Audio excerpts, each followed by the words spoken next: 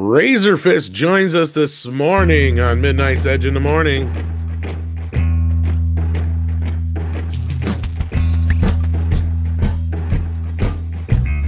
We're going to talk some manly man stuff today. Wow, wow, wow, wow, wow, wow, wow. Wow. Little vibrato at the end. Wow, Wrong, wow. but at least it wasn't a kazoo. I got it right here. Don't tempt me. Are you sure? You said manly stuff. You're sure we're talking about modern Hollywood here today, or is that well, oh my. That's I a don't very know, good with modern point. Hollywood, I may have to go grab my fifth syringe, I think, actually, first in order to. Actually, that wouldn't be a bad idea for the casting on this. Oh, I got to look at the Guy Gardner Green Lantern casting. I said, oh boy, we're in a lot of trouble. Patton Oswalt. No, well, I mean, I just saw it. I'll pull it up at some point. What the Louis fuck happened to Anderson. that guy? Oh, Louis, I'm just going to keep shouting names till you stop. Well, Patton Oswalt is busy with MODOK, so he's not going to be in Green Lantern anytime Oh my soon. God! Have you Yeah. seen? They released more footage of that. It is an absolute nightmare. Well, I Yeah. had kind of fun myself, though obviously not MODOK, but still it's Well- mildly amusing. Yeah, That's well, you said Patton Oswald? yeah. Oh, He's MODOK. Christ, and a cocksucker. Are you serious? That is unfortunate. Not you not do- the you haven't MODOK, seen not the that? MODOK thing. Just Patton Oswald getting work. But- Okay, yeah. Well, I guess you can't. Or Patton Oswalt in general, maybe. right. Well, good morning, folks. We have with us the boss man today, Andre. How you doing? Yes, I am good. I am very good, thank you. How about you? I'm doing the best I can, but I'm doing really well because we have an awesome guest here today. That's my line. The best I can. Since when? I've been saying that since forever. Yes. And everyone, this is what Friday is like. So yeah. Yeah. And then Okay. Rob is here as well, who's been battling a sink all week. Gonna then- have fun in the city.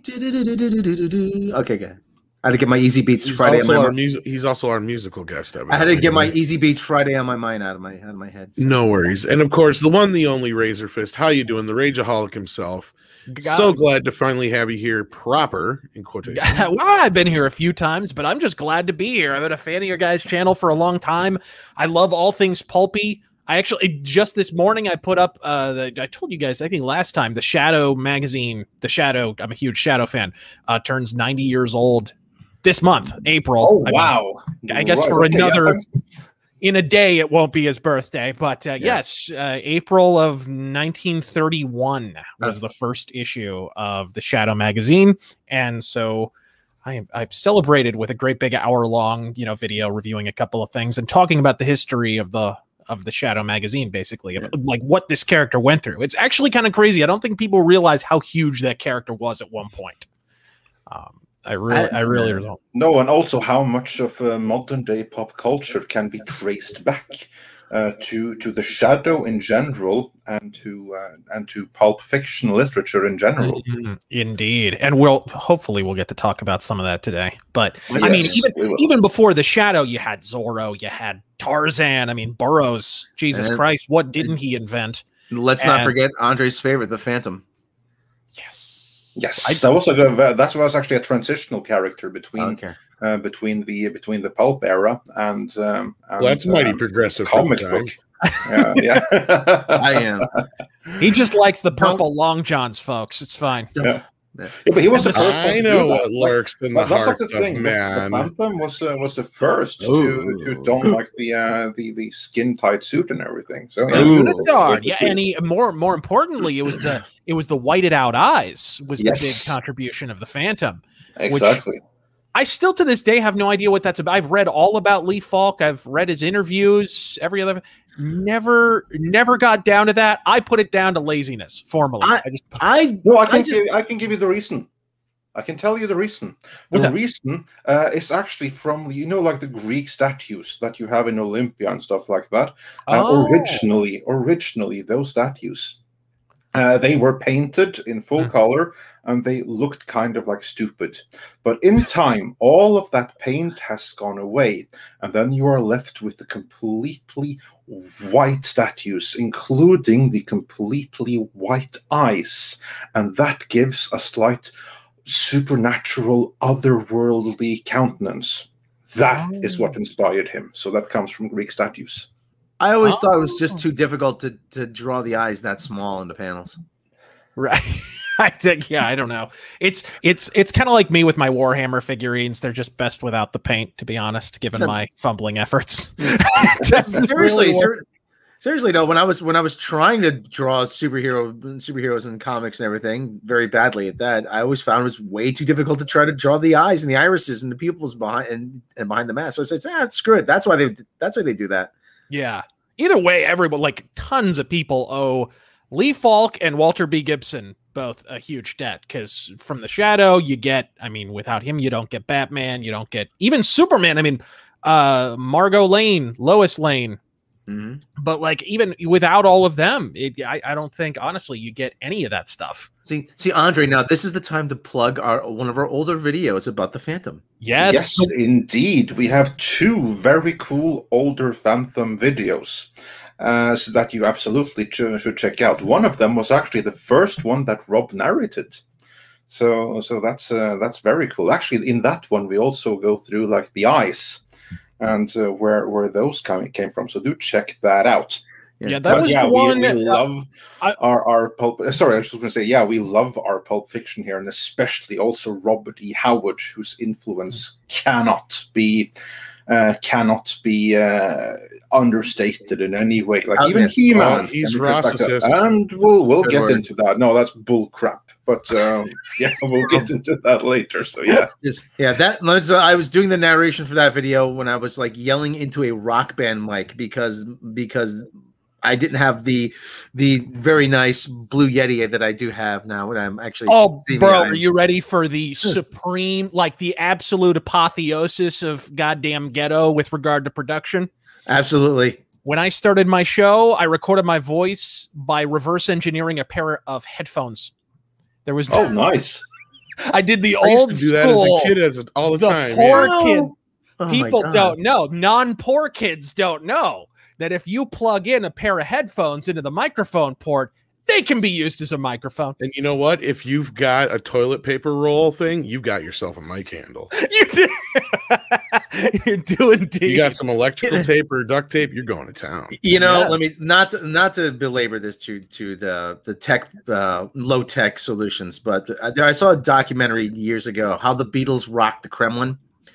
And you had all these aspiring bands behind the Iron Curtain. They were trying to figure out, because they couldn't get Western guitars or they couldn't get Western amps.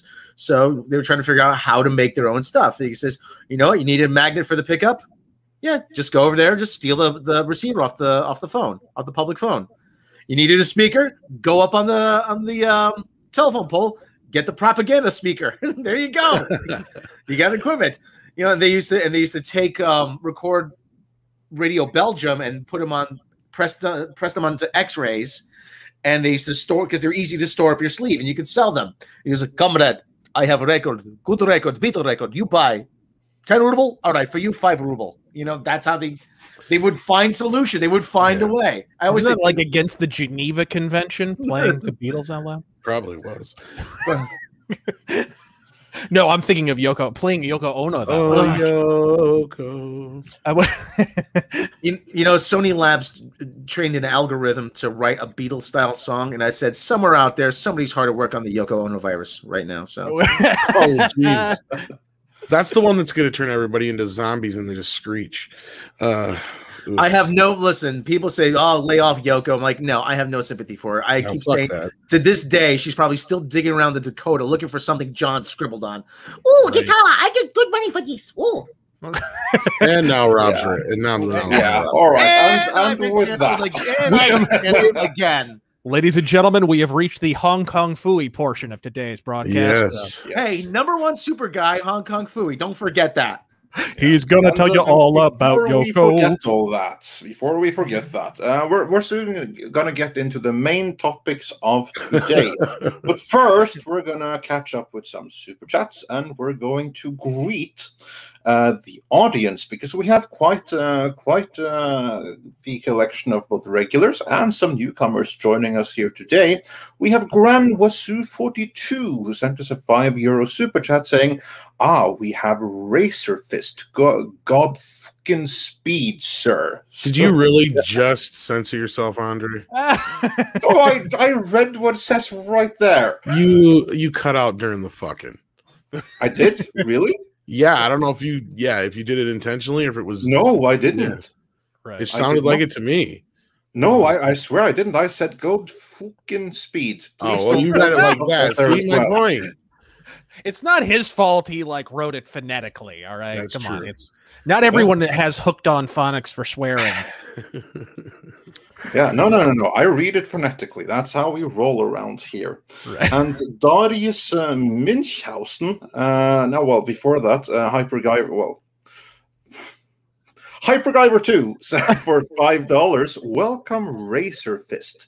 This kid dropping from He-Man is a blessing since he lacks everything needed to be the most powerful man in the universe. Hold that thought, because we're going to get into that. Yeah. And Darius Münchhausen, he sent us a super sticker, so thank you so much for that. And Stephanie Janisek, Smuggler's Cantina, says, hey guys, what's up? What's new? Well, actually, we got a few things today. Yeah, we do. So we have quite the show for you today. And we also have Film Lars is joining us, and Sex is joining us. So we have quite a few regulars here. Mr. Tickle Trunk is swinging that wrench around. Yes, excellent. So thank you so much to Mr. Tickle Trunk for being the wrench today. I hope that's a wrench. Oldenburg points out that Solomon Kane rules. He does indeed, and we will be talking some Solomon Kane later on, so just hold your thought for that. And I'll tell you, World of Conan agrees. Is in the right place with a name like that. Yes! Oh, yes, because we have some Conan talk today as well. So, yeah, since we have Razor Fist, we have some He-Man news, so we're going to go old school with some proper literature here, so that'll be awesome. And we also have a couple of super chats. I'm going to go through them in the order that they came in. Once we do the ones that I can get up on screen, Dash D's says for $10 Canadian. Morning all. Thank you, Midnight Sedge, for allowing me on the stream yesterday. It was so great. Hey, Racer, thanks for being nuttier than a fruitcake and telling it as it is. Gotta love my two favorite channels together. I prefer nuttier than a pecan pie, but thank you, sir. Yes, very, very much. And what Dash D's is referring to is yesterday we had our very first members-only stream, in which case several members hopped on the stream with us, and great time was had by all. So anyone that wants to be with the next one, become a channel member at Viking level. You get to be on the exclusive membership streams where you can also hop in and participate. So that's awesome. Be honest. How long did it take for the clothes to come off? Oh, 10 minutes tops. There's a reason why I we figured it call would the be bottoms membership by that only. point. Yeah, it's fans only. And also Nikki D, she has a question for you. Hail gang, question for Racer. How long do you think the superhero craze will last in Hollywood? I did a couple of videos about that, actually. What was it called? When will the superhero trend die or something? I can't remember the exact title of it. It was a year and a half, maybe 2 years ago. But I kind of caught wind of, here's the thing. Like a lot of people, I've worked retail, whatever. I worked in a comic store for several years, so I got a lot of my friends are called from, I'm a goddamn geek. Okay, gang, I'm a goddamn geek. So I got a lot of friends who are in comic fandom and video game fandom, but I worked in a comic store. I know comic writers, artists, whatever people. Matter of fact, the dude, I don't know if you've seen the show Invincible on Amazon now, based on the Image comic. The artist who co-founded that comic, he used to work at that store.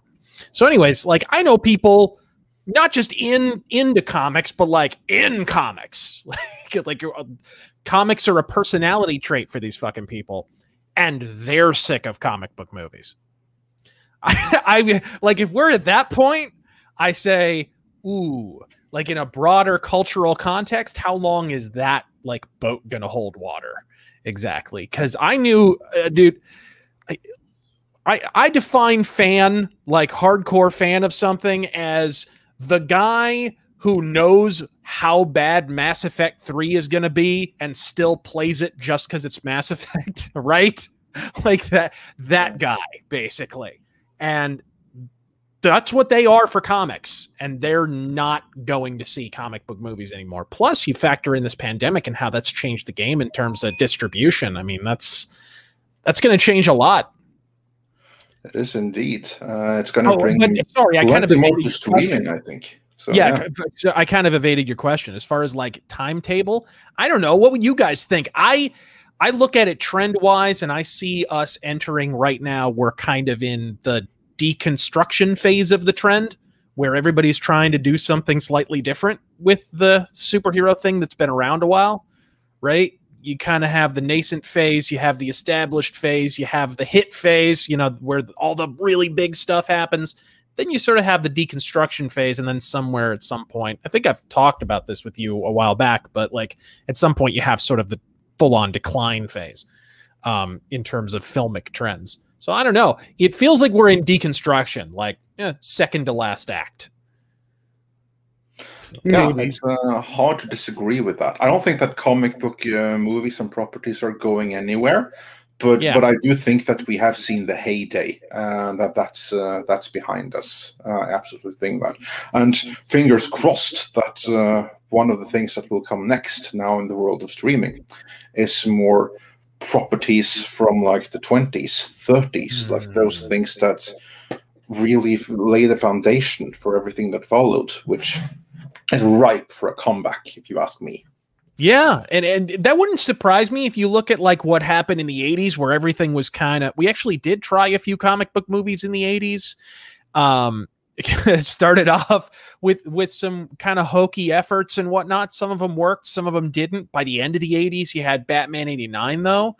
And then the 90s were like this kind of pulp era for movies. We were just talking about the Phantom, but that was just one of them. There were like 4 or 5 different ones that all kind of, you know, Dick Tracy, The Shadow, whatever. Batman was a big part of that, because at that point, the superhero thing wasn't necessarily caught on, but you had all the other studios like, oh, comic books, we can do that, you know, right? And they just basically dusted off whatever characters they happen to most likely own.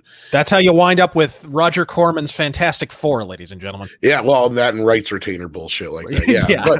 But which is sad, because that is still the most accurate Fantastic Four movie we've had.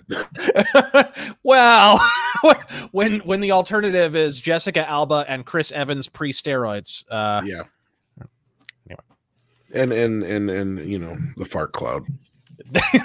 Oh God. Okay, guys, so I love the Silver Surfer. I don't know if anybody else feels this way. He's like one of my favorite characters. One of my favorite characters in comics. And by the way, I'll go out there. If you miss Stan Lee as much as I do, and you believe and look, it's a common belief that Stan Lee's best days as a writer had been far behind him by the time he died, you need to look at his Silver Surfer stuff, because he was actually pretty good on that. He got to be really over the top and cheesy, and it worked because of the character and the cosmic shit. But anyways, when that sequel came out, right, when Rise of the Silver Surfer was going to come out, I don't know if you remember this, but there was a time when Apple trailers ruled the fucking world, right? Oh, I remember Apple trailers. Oh yeah, it was all about the Apple trailers. They would get stuff way before everybody else, and YouTube was around, right? But it would be on Apple trailers like way before. Yeah. And so I think this trailer was just real early, and it was high quality, so there was no mistaking it. We watched the earliest trailer. Does anybody remember this on Apple trailers? The first Fantastic Four Rise of the Silver Surfer trailer Yes, I remember. The wedding first trailer footage was of unbelievable. Like when you have him going through the tunnel and everything, it looked like the best movie ever based on the trailer. Okay, On now, Apple. that's not that's all true. That's all true. But I would like to call your attention to a little, and I emphasize little detail. His dick was flopping out. The prototype version of the Silver Surfer had a penis. No, I didn't notice that. No. Yeah, he was Dr. Manhattan before Dr. Manhattan. It was Silver Surfer dong. And we wrote a song about it at the comic store when it came out. I'm not going to sing it, but it was hilarious. And then the first trailer comes out, and it was like, oh, he's a Ken doll now.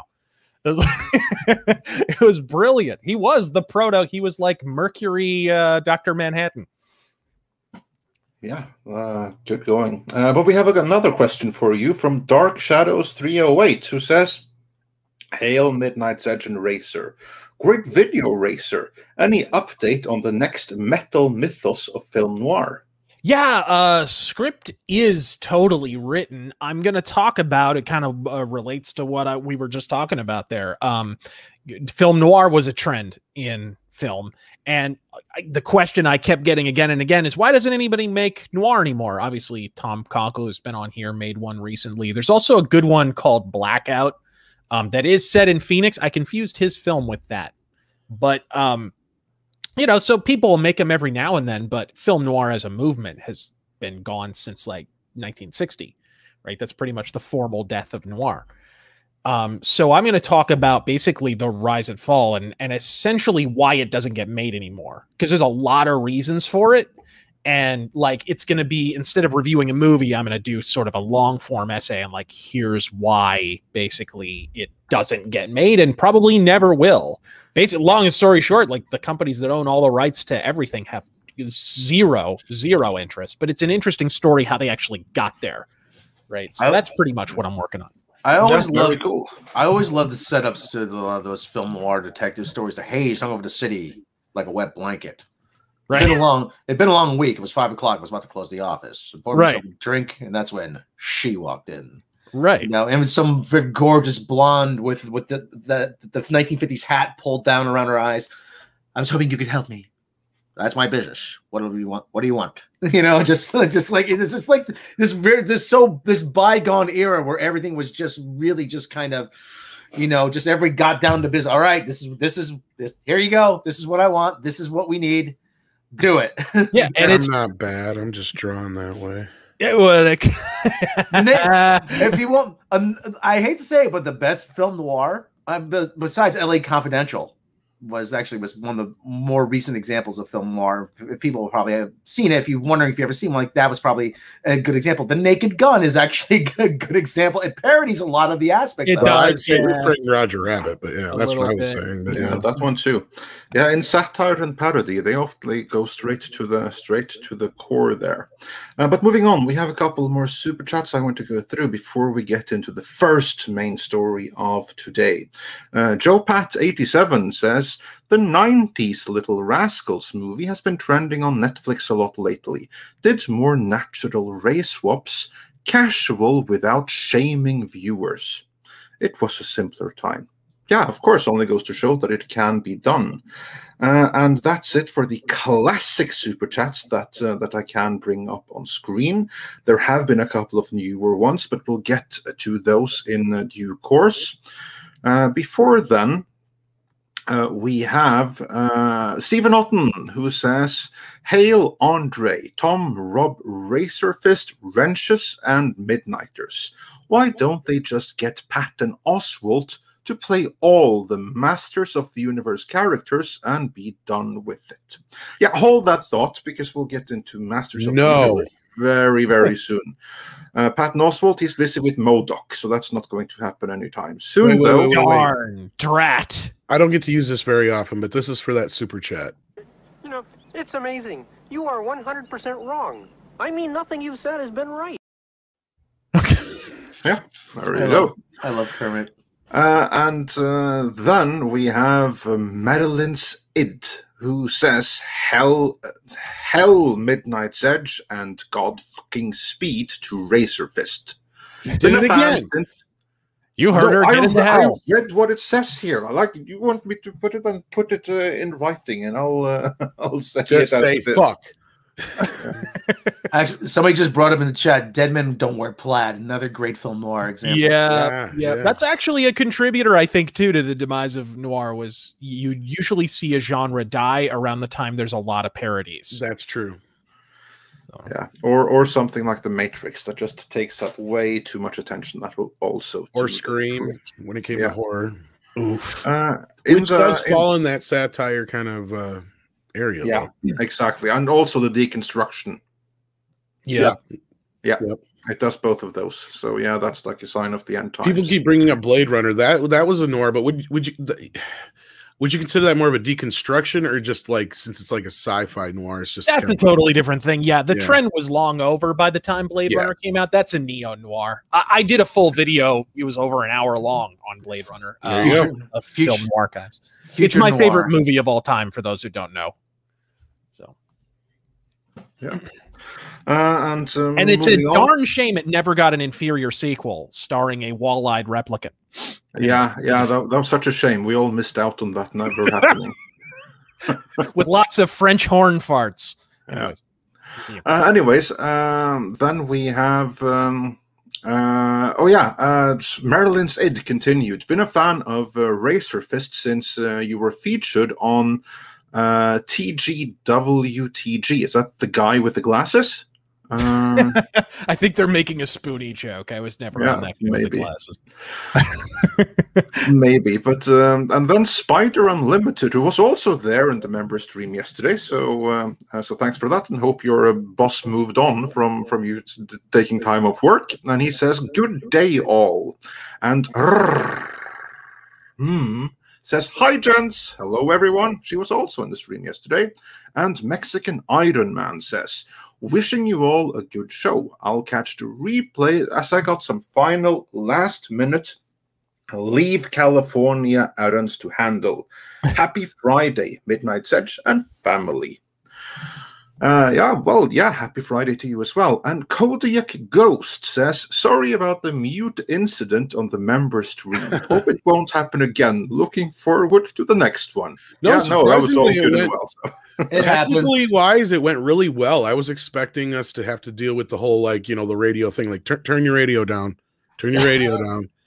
Because it's it worked fantastic. I'm beyond pleased with how our first membership stream turned out yesterday. I have to say, thanks of course to everyone that was there and made it the great experience for everyone that it was. Yeah. And Zontar says, "Subbed to Razer in 2011. Never been disappointed." So that's a whole 10 years ago. Yep. I'm actually there. Yeah, there's actually a portrait in my attic that gets less profane with each passing year. That's a Dorian Gray joke. How literate are you people? Come on, people. Well, give me a second. Of course, I read the picture of Dorian Gray. And Brightest Day says, "Rage, fracking rage." And Goddess of Whims 2003 says, $2 for a kazoo emoji, please. I'll see what we can do. And Mags, who was also on the stream yesterday and had the courage to come on live, so that was a treat, says, "Hail everyone. Thank God it's Friday. Working and lurking today. So awesome you guys got Razor Fist. He's fantastic. Can't wait to get into the discussion. Oh, and we have a doozy for you, and it's almost about to begin." El Gallo de Oro says, "Good morning, everyone." And Black Wolf Inc. says, "Restore the Snyderverse." Actually, that one was from yesterday, but yeah. And with that, let us get into the first main topic of today, which was this little news item that broke yesterday about He-Man himself having now left the Sony movie, which honestly came as no surprise, as he's been picking up other roles left and right the last year. So, Tom, can you tell us the story? Who did we miss out on as He-Man? Well, for those who are huge fans of Noah Centineo, or however you say his name, you're going to be heartbroken. Noah Centineo. Yeah, that guy. For not being able to pronounce the guy's name is usually a really good sign. Yeah, well, I will give the guy credit because when they announced him, I did notice he bulked up like a motherfucker. But I'm not surprised. I hope so, because I had never even heard of this Jay Brown, and I looked him up on Google, and it looks like he needs a spotter to bench press a Sharpie. He was like a Nickelodeon child actor or some shit like that. Oh dear, that doesn't Disney Channel, one of the two. Yeah, he was someone that was going to bring in the tween girl audience. Yeah, so for those who called us, full of shit for when we said, there's only one reason and one reason only Robert Pattinson was hired as Batman. We're right, and it was the same reason why they hired this guy. Vaginas. The same reason that Jason Momoa is Aquaman. Right. I do not understand. I mean, I understand maybe, okay, we're going more for... I will say that Jason Momoa, he's kind of a badass in addition to I mean a making little the bit, lady swoon. So if you wanna like change Aquaman from being this creepy blonde dude that talks with fish while pooping underwater, then hiring Jason Momoa in the role is actually a pretty good reimagination. You have to say that. But anyway, that's one that went over pretty well. Noah Centineo. We will never know how he would have been as He-Man. We'll never know because he's out now. And Razorfist, what does He-Man mean to you, and how heartbroken are you that we will never get to see how Noah Centineo would have been like as He-Man?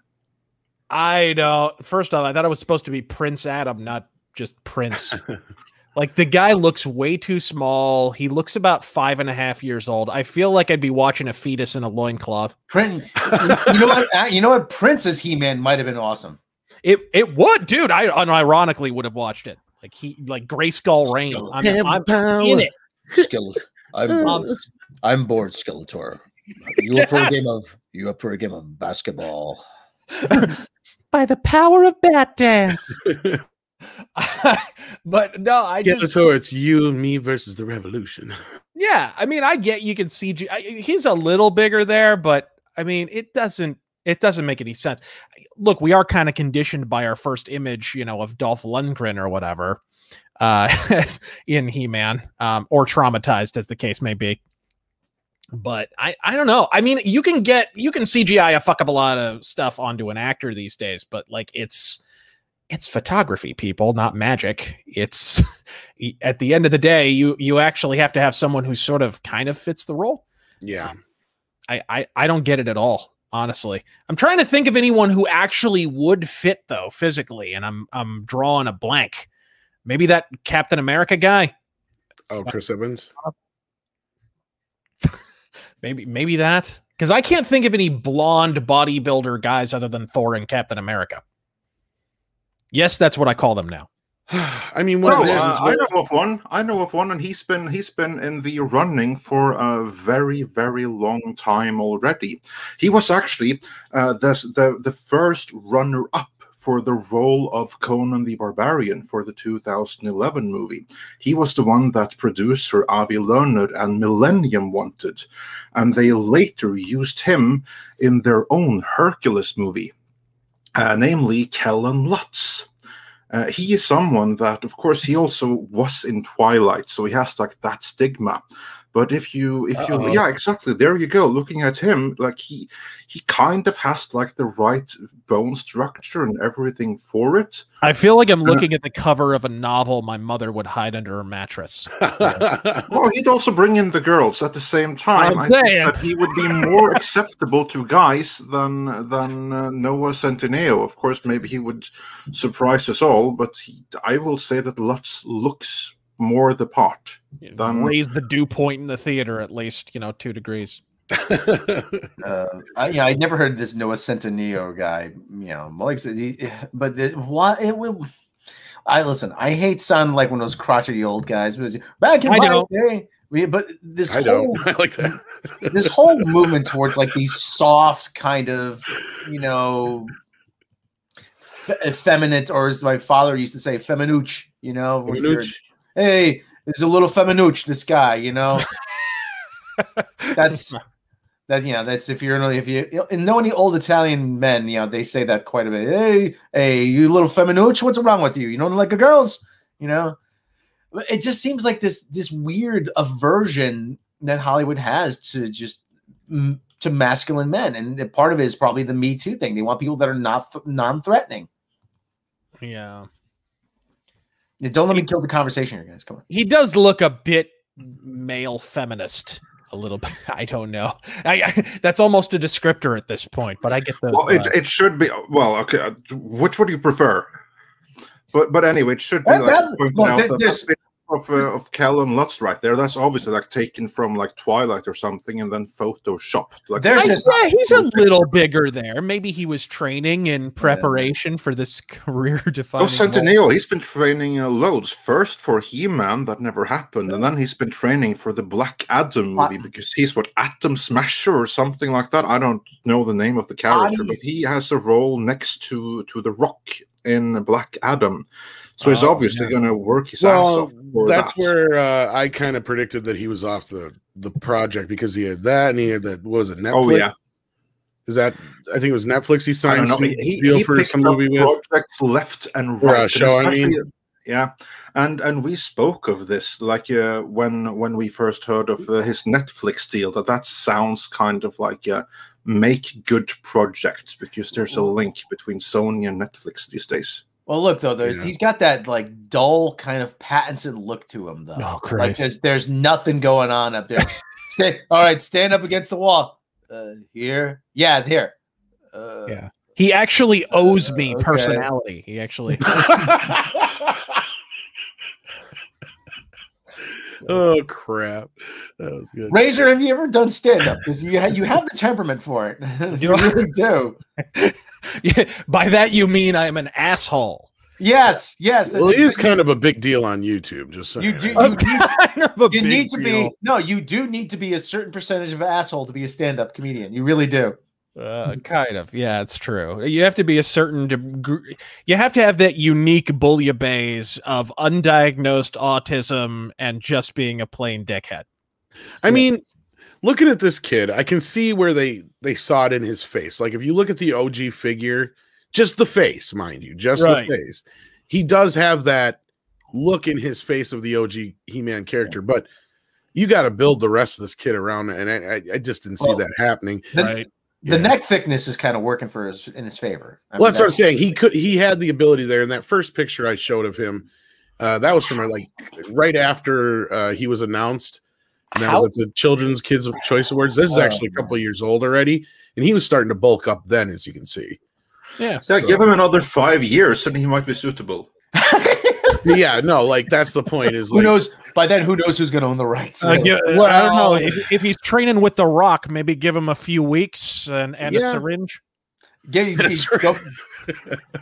to eat some steaks. Jesus, get your vitamins, kid. Come on, The Rock is like 99% steroid at this point. Yeah, I think he's actually more steroid than man.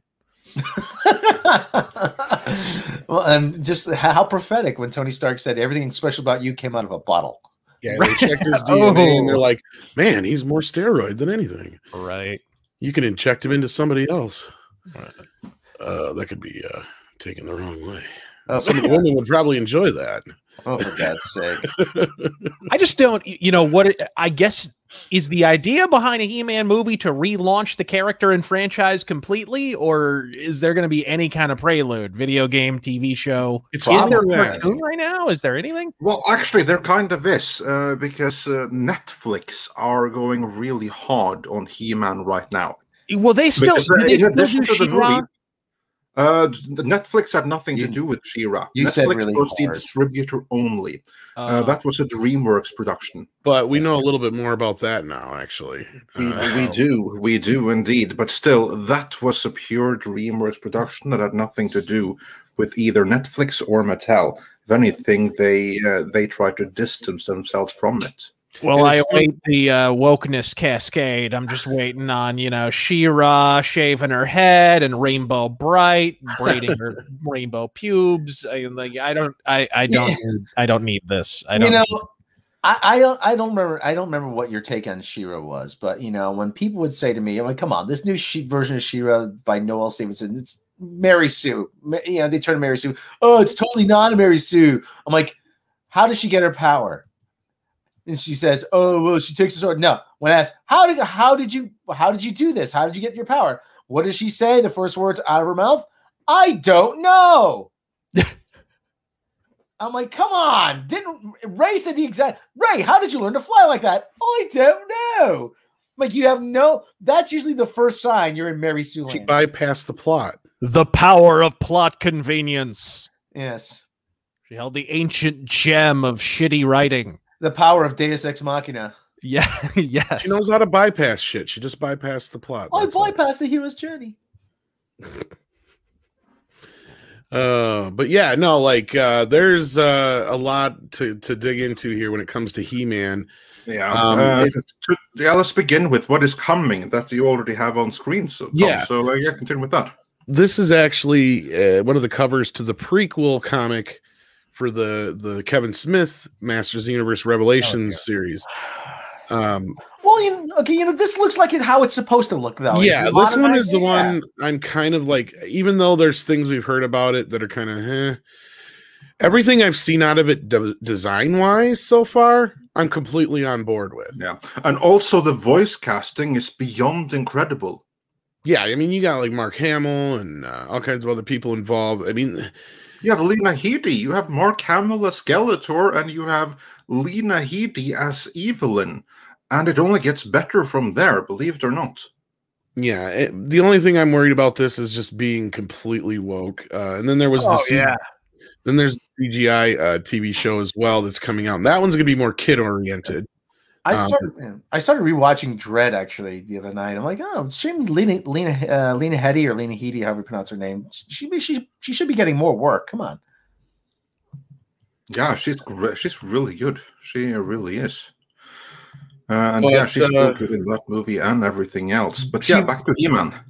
But it's funny you mentioned the DreamWorks She-Ra series because before, you know, as far as the world knows, Mattel owns He-Man and She-Ra, right?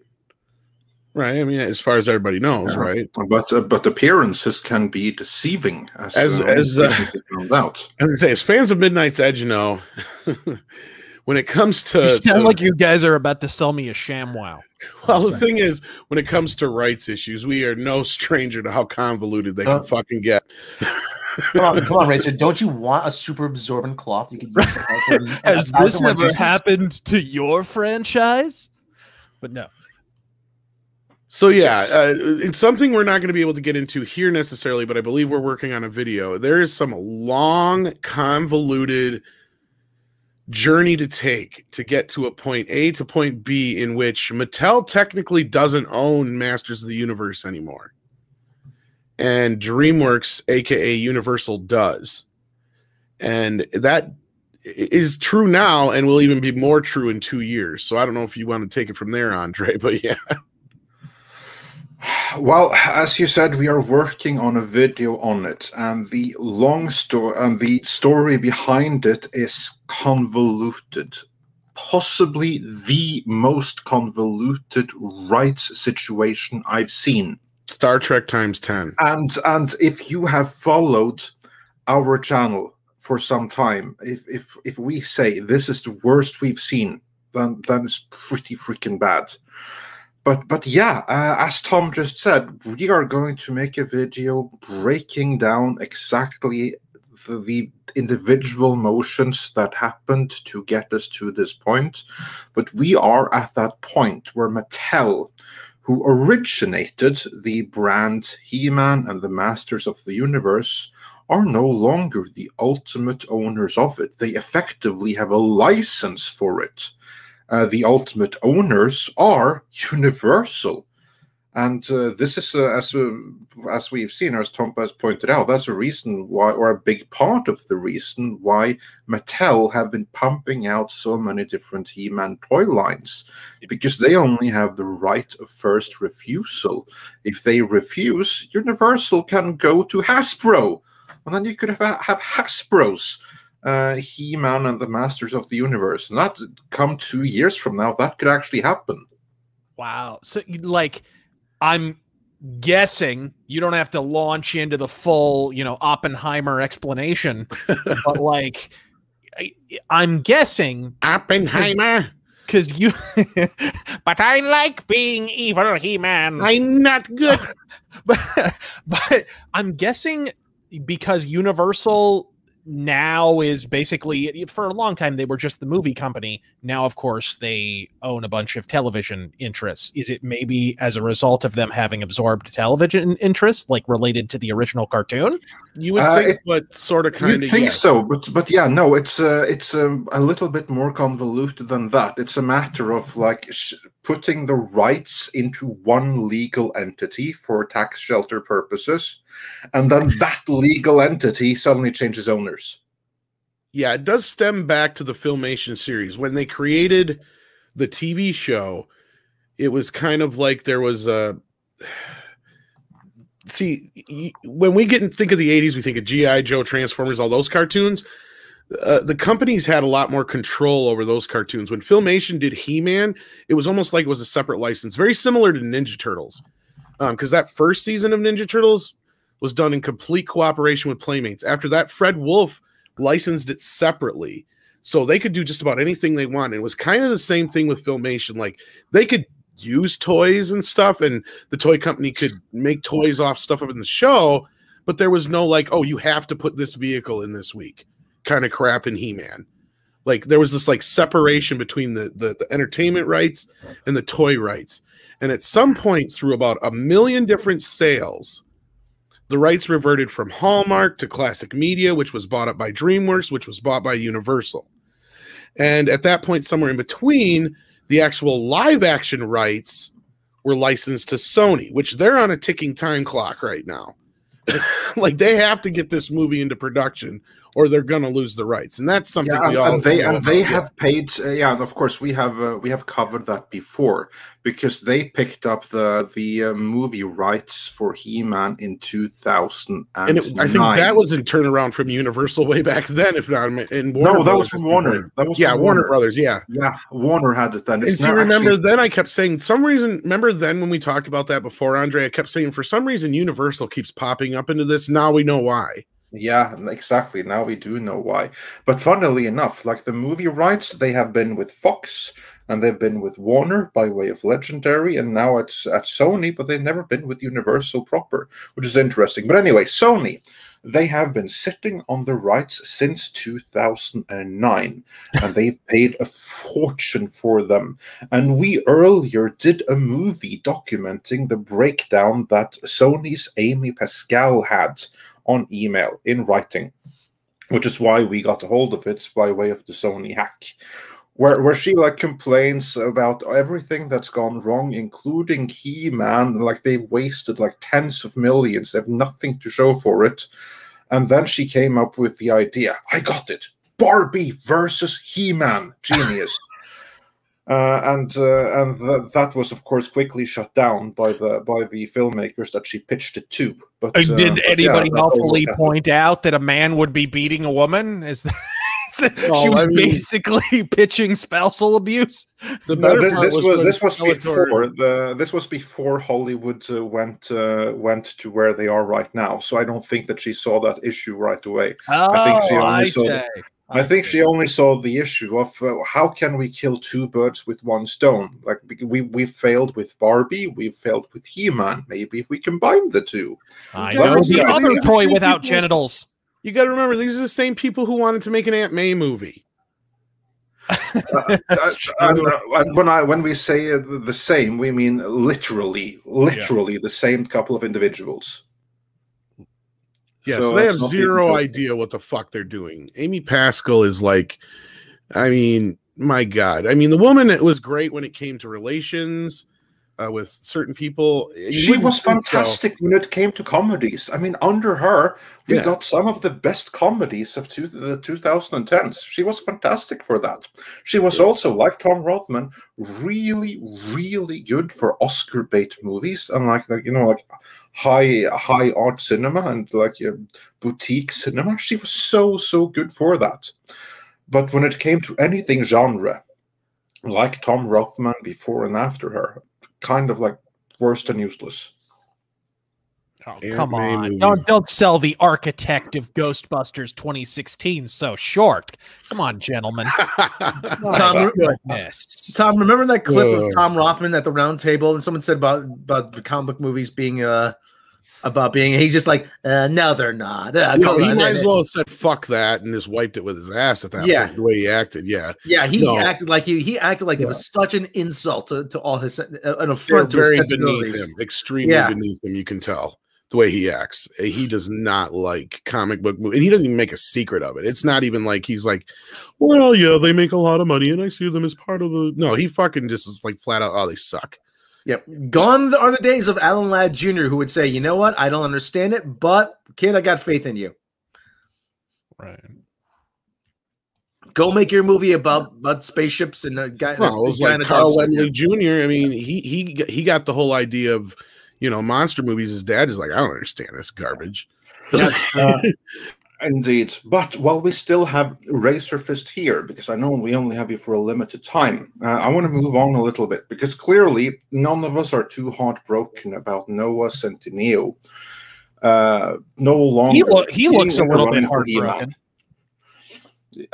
He's working. Maybe, but I think he'll be fine with the Rock in Black Adam. So I don't think he's shedding too many tears either. And also, like, he's young enough that He-Man was his dad's property. So I think he's fine. But it's interesting, though, with He-Man, because one thing that I don't think gets quite enough attention, of course, you know this, Razorfist, is just to what an extent He-Man is actually a ripoff of Conan. And to illustrate shitting me. Yeah. And to illustrate that, I have some treats for you here. I have some images from the very, very first He-Man mini comic. Oh, I love those things. I used to have a stack of those. I never owned a single Masters of the Universe figure. And by God and gentle Jesus, I had like 12 of those mini comics. I don't even know where they came from. Yeah, I'm going to see if I can bring it up on screen here, but StreamYard, the software we're using, has decided to be difficult, which wasn't very nice of it at all, I thought. Well, at least you aren't like garbling today. We got to give him. Yeah, well, that's something. But honestly, I was like hoping for a little bit more than that. Okay, I'll share the screen then. No, here it came. Perfect, great. Here, what we now have on screen. You see what that is? That looks familiar. That kind of looks like Conan leaving his tribe in Cimmeria. In Chimeria. Yeah. I was about to say it's Khazar. I agree. In my it should be Chimeria. That's how the correct pronunciation really is. But in English, it's C. Just like Caesar wasn't pronounced Caesar. You went back to Rome and you asked, hey, direct me to Caesar. They would know what the hell you're talking about. His name was Khazar. That's how they would pronounce it. And Conan himself would say that he's from Chimeria. But in modern day English, it's Cimmeria. So let's stick with that. But anyway, this picture here, that looks like Conan leaving his homeland in Chimeria. Or Cimmeria, proper barbarian. Yeah, this is and smuggling a live baby in his loincloth by the look of it. Yeah, that too. So this is the very first incarnation of He-Man, which was He-Man the Barbarian, leaving his barbarian tribe, going to explore this thing called civilization. I was the very first incarnation of He-Man. To anyone wondering, yes, that's Conan's origin story, only like 60 years earlier. Yeah, and I remember the comics being The little mini comics actually had some pretty good art in them. They were much more like not photorealistic, but they were like way more exaggerated anatomy, and like they were very Conan looking, like just straight up. They looked very Barry Windsor Smith Conan. They did indeed. How about this? Right? I remember that panel specifically. I literally had that one. That's crazy. Yeah, this is the same comic that came with like most of the first run figures, so I probably had about 3 copies of this. Yeah, exactly. Like this, and this predates Filmation. This was like their original idea for what He-Man was, a barbarian. That's part of the problem right there, is that there was so many different continuities because of the comics, and then finally the TV show, and the TV show kind of became the Bible, is what happened. Yeah, exactly. And before the TV show became the Bible, then I mean, they straight up admit. See, I vaguely remember this, and I wouldn't testify to this because it's been a while since I watched it. But that Masters of the Universe, He-Man, whatever documentary that came out not that long ago, I don't know, a couple of years ago, something like that. Yeah, there's 2 of them actually. 2 of them. One was made by Netflix, which was part of the Netflix series, The Toys That Made Us. But the other one, and the far better one, is like By the Power of Grayskull, a proper documentary of He-Man by Randall. Like, I forgot his name, the second, which is embarrassing because I've spoken with him. But, anyway, Randall. Randall, who's a really awesome You've got guy. Hollywood, you're forgetting their names. He made this amazing He-Man documentary, and what was cool there is because they actually acknowledged the similarities to Conan a tiny little bit. That's why what I was going to mention was I remembered watching a documentary and they copped to it, like they flat out copped to it. Kind of, sort of, yeah. Like, well, because it all had to boil down to there was no way they were going to make a R-rated franchise, and there was this bouncing back and forth whether or not the movie was going to be PG or R. Wasn't that the case at the time, Andre? No, actually, the He-Man movie that they were making for release in 1987, the one with Dolph Lundgren, that was always going to be PG. No. I'm talking about the original Conan. Oh, that. Oh, yeah. No, that was. There, they were like going a little bit back and forth between. That's what I meant. Yeah. Be PG? Is it going to be R? And Marvel sent this whole package to Mattel, who were the company that had the license to do the toy line that they were planning, because that was one of the lessons from Star Wars, that there's money in toy lines, and we really shouldn't have sold those or allowed George Lucas to keep those things. So being acutely aware of this, they wanted a Conan toy line, and this was licensed to Mattel. And this was when John Milius was still developing the script.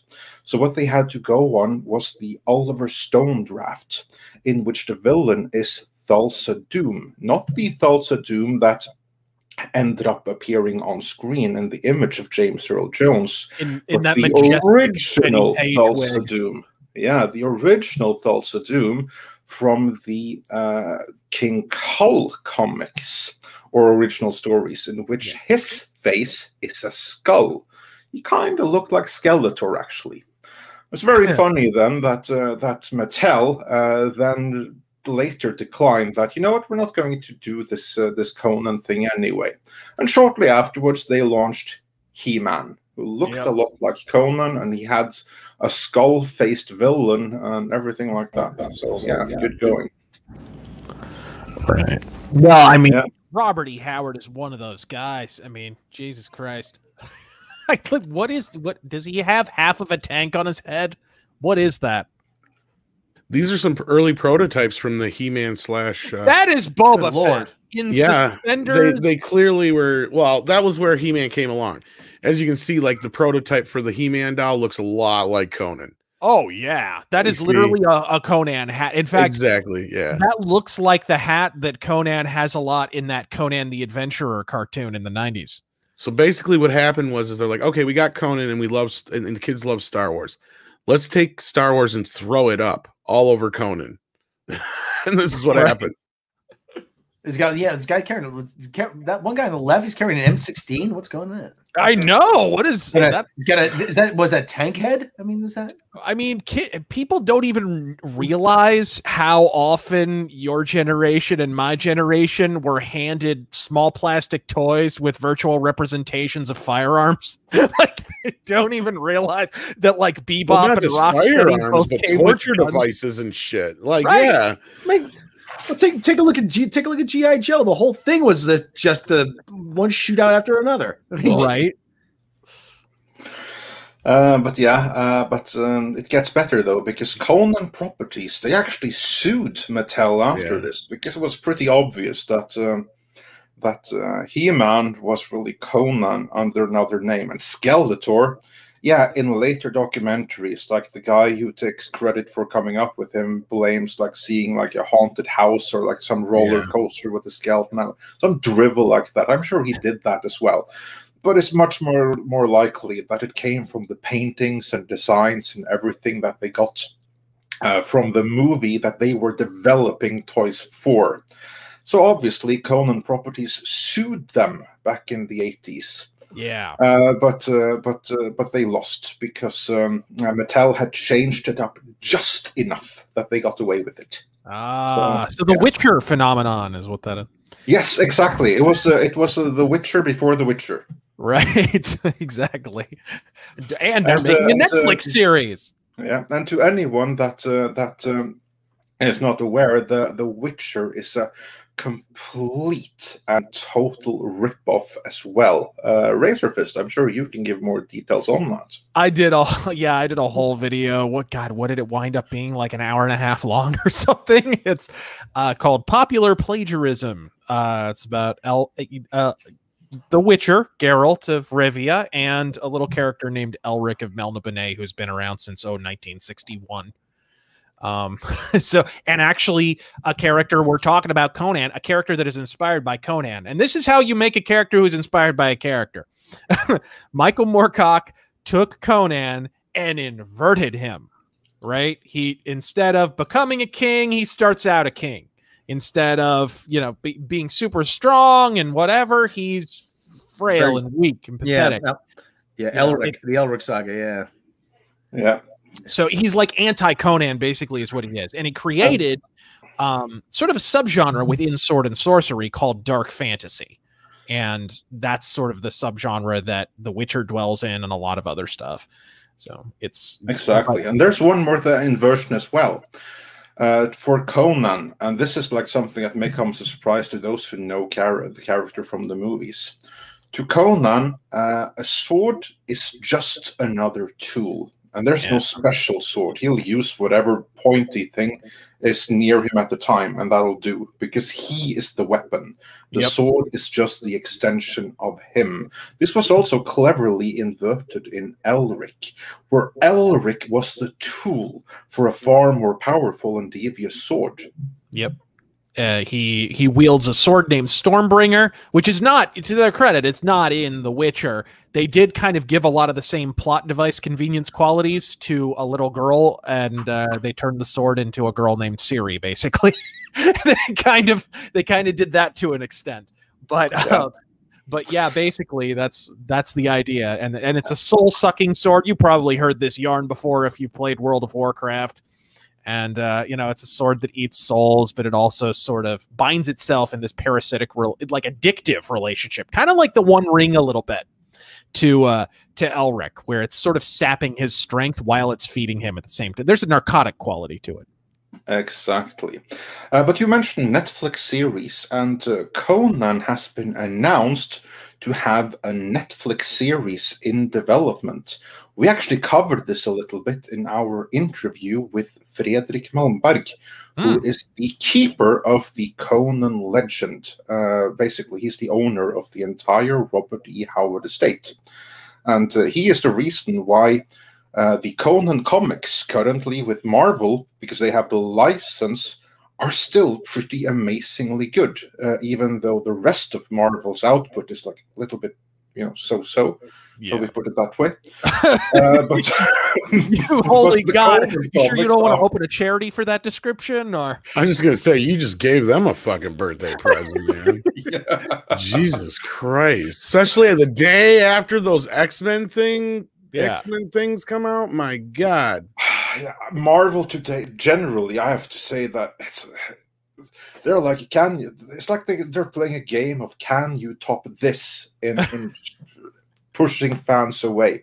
But the exception to that is actually Conan, and the reason for that is because Fredrik Malmberg is ultimate quality control, and they're not free to do with them as they please. So the Marvel Conan comics are really, really good, and I highly recommend them. They're as good now as they were in the 70s. I picture like Heather Antos was like running around with her hair on fire around the Marvel offices. How can we let this happen? This is so toxic.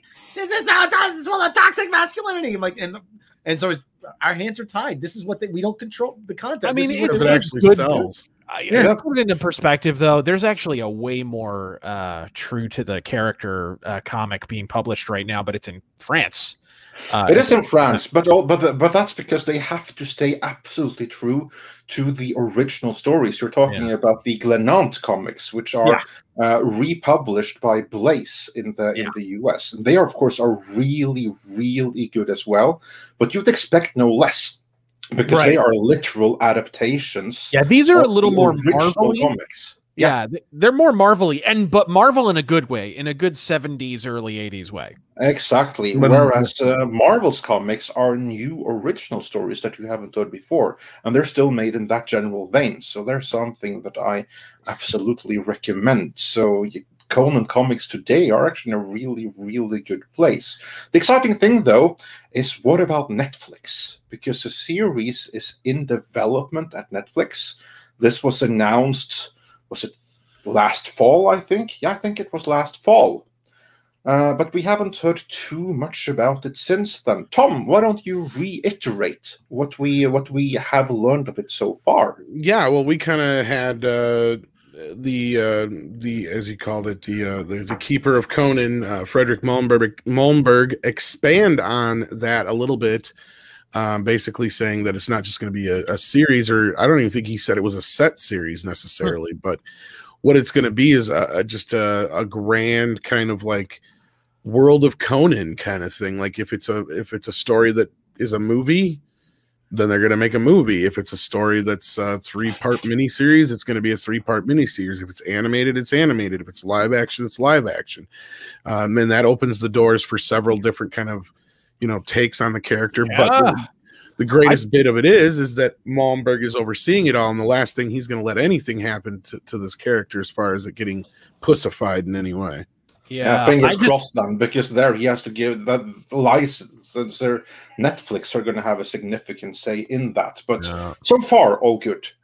Yeah, I worry about that, but I could see. I heard animated, and that I could totally see a Conan animated series in like a Berserk style. I mean, Berserk's iterated enough from Conan as it is.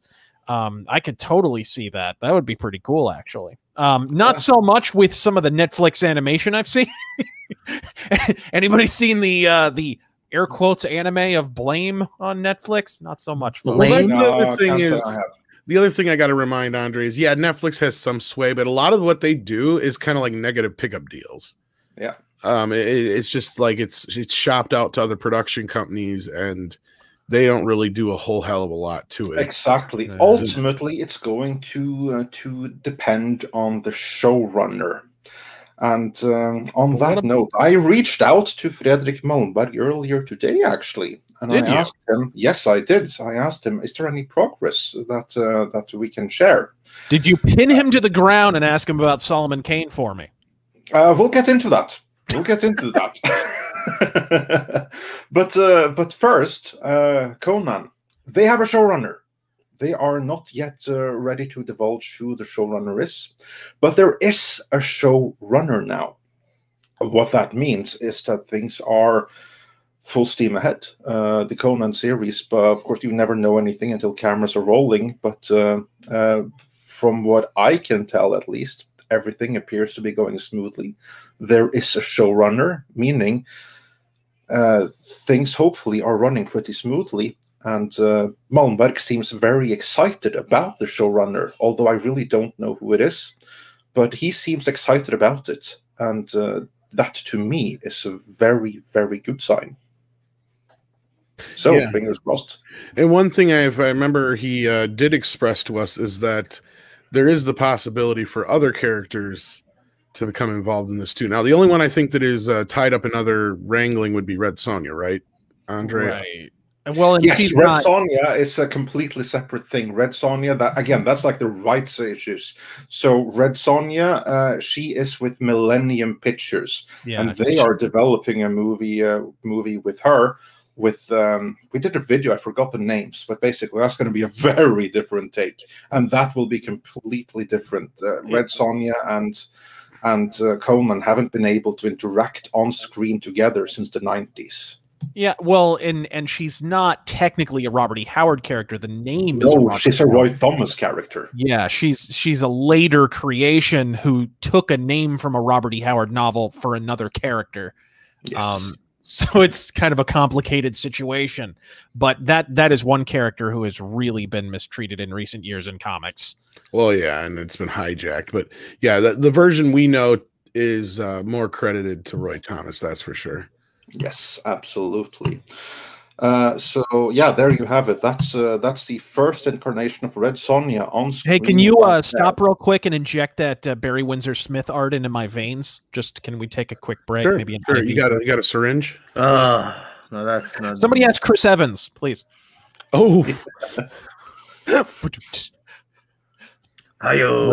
So how much longer do we have you, Razorfist? I know we're crawling past the hour mark. We can wrap up what we're talking about here. And okay. Yeah, sure. Well, let's fast forward to Solomon Kane here. Let's fast forward to that. But first, so how excited are you for Conan now when we know there is a showrunner and hopefully a good one? I would be a lot more excited if it weren't on Netflix. But honestly, hearing what happened with it at Amazon Prime, it probably would have been atrocious. Well, that's the thing, is the reason it's not coming to Amazon Prime has less to do with, it's too manly as it was they couldn't control it. You know what I mean? And that doesn't surprise me. That doesn't surprise me at all. Because that's the same thing with Marvel is like, it is almost kind of like its separate thing over there because Frederick does have a lot of say over certain things and they do have to pass through certain networks and channels. And it was even a thing when I think we've told the story already, so I think I can tell it real quick. When we did the interview with Jim Zub, Marvel, aka Disney, didn't want us to do it. They didn't want him to do it because we were persona non grata over there. Right. And they kept, trying to give good arguments for it and back and forth. And from our understanding, again, he did it without their permission. Like the editor's like, fuck it, just do it. Yeah, well, he had the permission from his editor. Let's be clear about that. So yeah, the editor had the permission. If his editor had the permission, that I don't know, but that should be pointed out. Yes. Yeah.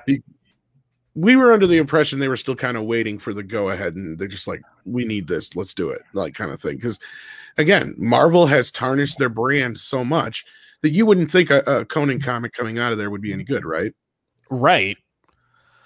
And I'm not a fan. I'm not at all a fan of the whole idea of him crossing over with other Marvel characters and all that. I hated that. I hated that stuff in the 70s, though. I kind of don't like the Conan Solomon Kane crossover that was in, what was it, Savage Sword of Conan or something? Yeah, like that. That was pretty weak. That one, yeah. It was actually just an adaptation of a Solomon Kane story. They just shoved Conan into it. It was the Moon of Skulls, I think. Yes, that sounds about right. And on Solomon Kane, Hyperguyver 2 Wonders. Let's transition with there. Thoughts on the 2009 Solomon Kane movie? Razorfist, tell us about your love for Solomon Kane and your thoughts on the 2009 movie. I'm a defender of the 2009 Solomon Kane movie. I think it's good. It's not the pulp character, but it wasn't really supposed to be. It was supposed to introduce us to a new trilogy, and then the trilogy didn't happen. So I look at it like it's the first act. The second and third act would have been pulp Solomon Kane. And the proof of that is the last scene of the movie is like the most Solomon Kane thing I've ever heard in my entire fucking life. So for those who don't know, Solomon Kane is a Puritan heathen slayer Like he's wanders the world. He's kind of a supernatural bounty hunter at the same time that he's just this random avenger of wrongs. He literally is driven by nothing but his sense of right and justice. He'll go without food and sleep for days. He'll hound one guy to the ends of the earth just because he killed a girl he doesn't even know. Like he's that guy. He's completely obsessive and crazy. Basically, Clint Eastwood and Unforgiven, only young. Yes, very, very much like that. And Robert E. Howard invented him like he was kind of inspired by fencers stories that he had heard from the 16th and 17th century. And so he's this really interesting kind of mix of stories are an interesting mix of historical fiction, swashbuckling, piracy tales, like grounded real world stuff. And then suddenly there's winged pterodactyls and there's vampire cults and hills full of zombies and a crazy Lovecraftian horror. That's another cool thing about Solomon Kane is there's some Lovecraft elements in there because Lovecraft, they had some correspondence, Robert E. Howard and Lovecraft did. And Solomon Kane was Lovecraft's favorite Howard character. And they talked about this in their letters. So there started to be cross-pollination where some of Lovecraft's stories started to take on a slight Robert E. Howard tone. And then there was a particular Solomon Kane story called The Footfalls The Footfalls Within, where he stops this roving gang of Islamic like slavers in North Africa or the Middle East or something, just to save these people. And then he winds up being enslaved himself. And then, of course, they're walking along and they see this ancient tomb and the slavers can't help themselves. They think there'll be riches inside. And they open it up and it's just this crazy eldritch horror like comes out of nowhere and drives them all insane and peels the flesh from their bones. It's classic like Lovecraft, right? So there's some cross-pollination there. Which is funny because when you mentioned that, it reminds me of that Van Helsing movie with... yeah. I mean, tons of characters you can draw comparisons to Solomon Kane. He's like clearly the ancestor of Vampire Hunter D, Well, yeah. That movie was like more of a Solomon Kane thing than it was a Van Helsing thing. Definitely, and that actually hurt the movie a little bit, from what I understand. It was like they had Solomon Kane without his hat a lot because the Van Helsing movie was already, I don't know if it had come out or it was about to come out or whatever. It was out already. It was like 5 years or 4 years in the past by the time the Solomon Kane movie came out. So they purposely had him walking around just being James Purefoy in a wig for a while. And it was fine because James Purefoy was really good as Solomon Kane, actually. But you have to understand, if you watch it, it's not the Solomon Kane of the pulps. It's the guy turning into the Solomon Kane of the pulps. And within that context, it's really good. Had a small budget. They made the most with it. It looks really good. I love the sets on it. I love the atmosphere of it. I love the world, really. Like the premise of Solomon Kane's world is really awesome, as Robert E. Howard conceived it. Basically, the premise is if it's an old Puritan superstition, it's true.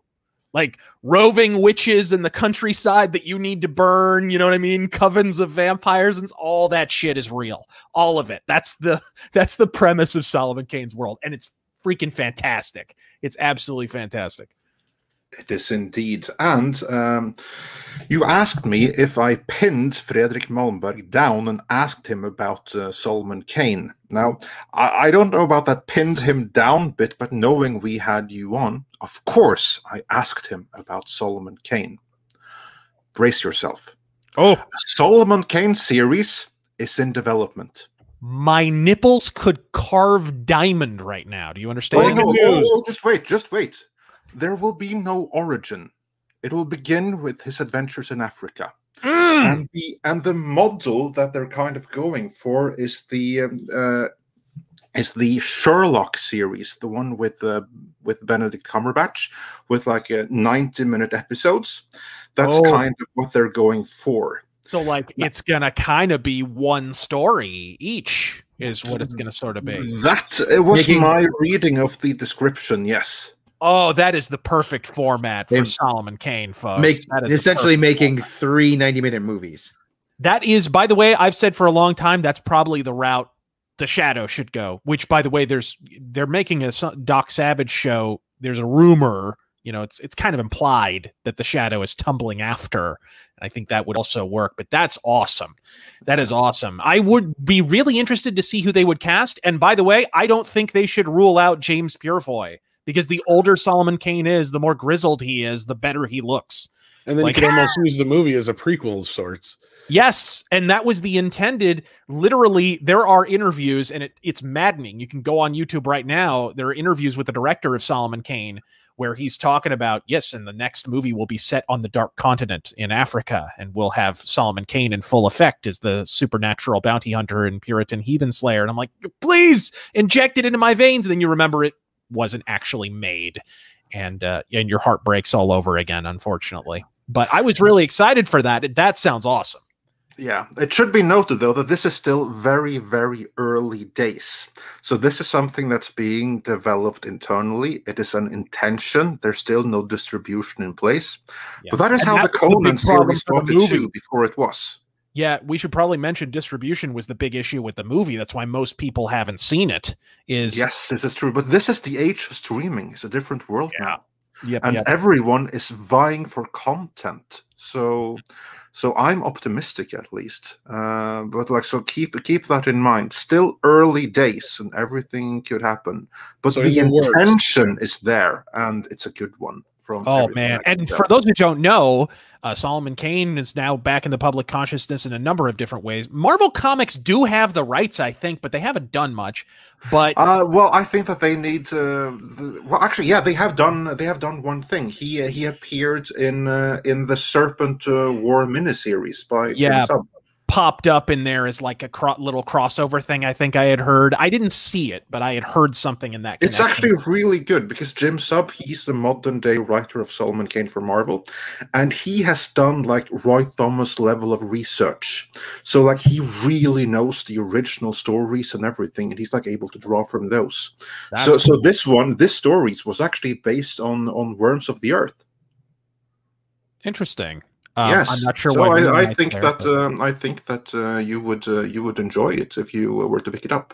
Oh, interesting. But that's actually really cool. But the other thing that's going on right now, of course, is the game, the board game that just came out, and it's all over YouTube. Like every gaming channel is playing. I'm talking tabletop game. And I just got it, and it's incredible. I can testify it's incredible. I did a little stream of it. It's freaking great. It's like a miniature tabletop thing, and it's narrative driven based on all of the Solomon Kane stories. Very, very pulpy and cool. Yes, I've heard great things about it. I know that the guy who helped design it is also a really, really cool guy as well. I've had some brief interactions with him. So yeah, probably should check that out as well. Yeah, oh, definitely. It was a Kickstarter thing. You know, I donated to it early. I figured, hey, the miniatures look cool. Even if the game winds up sucking, I can use them for something because they look really awesome. They're just really well sculpted. There's a Solomon Kane role-playing game from years back that I could have used it for or whatever. But the game came out, and it's boss. It's bitching with a side of boss. And I'm really, really happy. I've been addicted to it consistently for the last couple of weeks. Crazy. Yeah, so it's Chris indeed. But yeah, it's very exciting. Final product or not, but I think this is the one you're talking about here. Yeah, that's pretty much. I mean, that's pretty much what it wound up being. They did change a few things around, but that's pretty much it. But yeah, those miniatures are crazy, especially painted. They look crazy cool. The way the game works is kind of like you're playing a Solomon Kane story, but you get to change it, you know, as you're playing. It's kind of like. It makes you want a video game, honestly, is what it honestly does. Well, and that's something that I can't believe the Howard world hasn't been tapped endlessly for is just video game. Like, come on. I mean, how many Conan games have we gotten? And let's be honest, not all of the greatest quality. Some really good ones in there. But, you know, for every really good one, there's probably 3, not so much Conan games. Not one Solomon Kane game, not a single one. But there's tons of games that are inspired by Solomon Kane. Yeah, like for instance, Chakan on the Sega Mega Drive. I was just gonna mention that. It is so Solomon Kane, that game, and Grim Dawn, a more recent game. It's like an isometric kind of Diablo type thing. Lots of games. The Witcher even has strong. I've said for a long time, we were talking about how The Witcher's kind of a ripoff. He basically stole from Elric, and then everything that was left, he just plugged in from Solomon Kane. Conan Exiles is not bad. I wish there was a little more meat to it. You know, like story-wise. I wish there was a little more meaningful content, if that makes sense.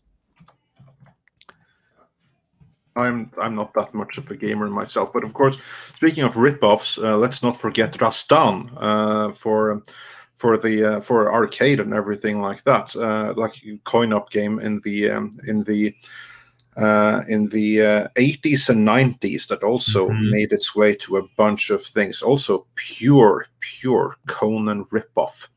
Rip-off to the point that the cover art was literally the cover of a Savage Sword of Conan with a slight paint over. Oh man, right here, yeah. Holy God, that is blatant. That is blatant. That's like the cover of Metal Gear Solid just being a trace job of the dude from Aliens. It's like one of those bootleg toys where they don't even bother. Just yes, Booper Man, and he's like all pink with like blue tights. It's Conan, not Conan. Bonan the Gargarian. That's great. It's probably a great game though. And it's Lizard Man. Well, the third one is actually really cool because, like, the third one, the gameplay is so good. Like, the sprites are so good. It's so Conan that you might as well like just take it and change the title to Conan because that's exactly what it is. Well, I mean, don't forget Golden Axe. Yeah, I was going to bring that one up, of course, but this one even more so. Yeah. And Brandon Wolf sends in a $5 super chat, says Razor Fist and Midnight's Edge talking Solomon Kane. Holy cow, keep kicking ass. God fucking speed. Yes, right, indeed. Yeah, so I know we don't have you for too much longer. Was there any other news to add to that, Andre, or was that the big bulk of it? Was that not enough?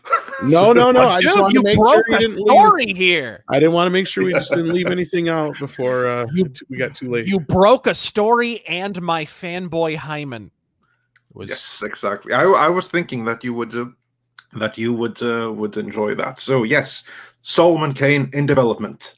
Yes, as I said, I told Andre, I'm like, we got to get something good, dude. You've made my day. We gotta get something good for Razor Fist. We can't just have him on here and right. I'm gonna have to take off here, but that was a hell of a way to close it out, fellas. Well, I hope you enjoy the news. Hopefully, fingers crossed, we get something good out of it, and we'll definitely keep you guys posted on any developments as they come along. Definitely keep me posted, and we'll have to do something pulp related or something in the future. Oh hell yeah! Yes, absolutely. If you guys ever do a Shadow episode and need any help with it, I do a podcast about the Shadowcast. Oh, we're doing a Shadow retrospective before long. Certainly this year, because as you mentioned, 90th anniversary. Ideally would have been last April, but we have too much other stuff going on with new channel and everything. So yeah. It's going to have to settle for this year sometime. But yeah, I'm definitely reaching out to you for that.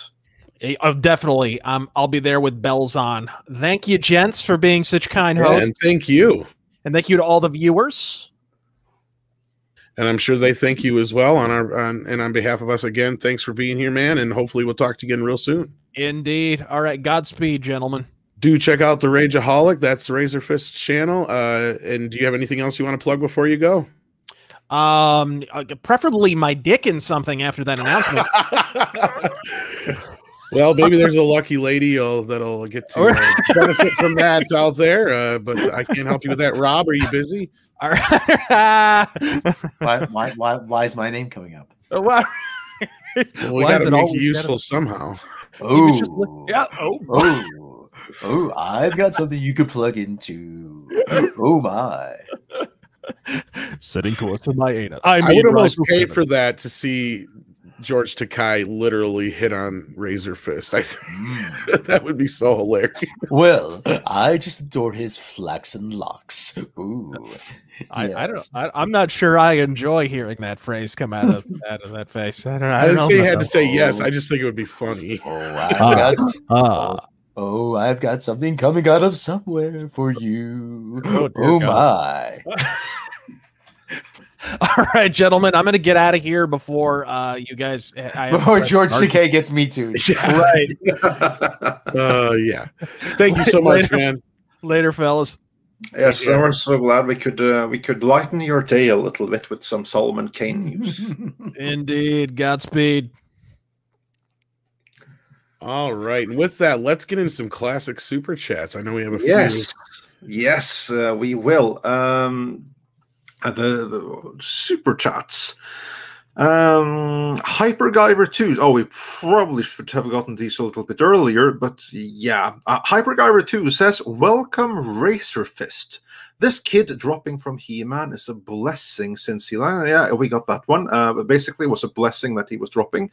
Darius Münchhausen sent us a popcorn super sticker, and Herren Gaming News says in Swedish, which I am about to butcher, "Hej André, hur mår du?"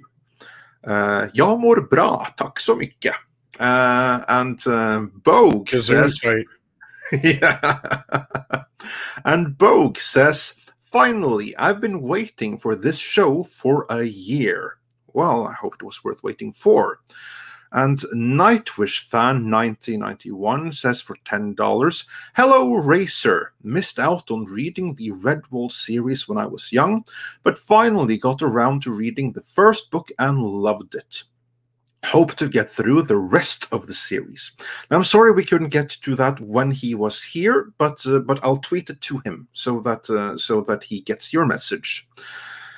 Mr. Blackmore says, "Any favorite 90s RPG game? Daggerfall excluded." I think that Razor Fist would have been the guy to ask that. I don't know if you guys have any such thing. If it was. But we only had him for a limited time, so we had to, go through the topics there. What a specific type of game are they asking for? It was like a role CRPG game. CRPG game. Since you have to look it up, and so would I. I don't have one because I don't know what it is. Unless like Dungeons and Dragons is one, I really have never really played one. Yeah. And Dash D's says, "Racer, do you remember GI Combat, Sergeant Rock and Haunted Tank? If so, do you think we'll see anything like those again?" Again, I'll tweet him the question. I have to answer it sell it to him. And Hypergiver 2 says, "When it comes to comics and adaptations, I'm still waiting to see if anyone can actually do a good live action of Vampire Hunter D." You'll be waiting for a long time for that. We'll probably, but we'll see. And Moonfail says for $20, "Thank you so much. Holy hell, how did you get Styx, Hex, and Hammer on your show?" Now, I can see the resemblance, but it was Razor Fist we got. Styx, Hex, and Hammer is the one that looks just like Razor Fist, but with a cute cat. And Mr. Unless you're just being facetious or humorous there, then good show. No, I mean it.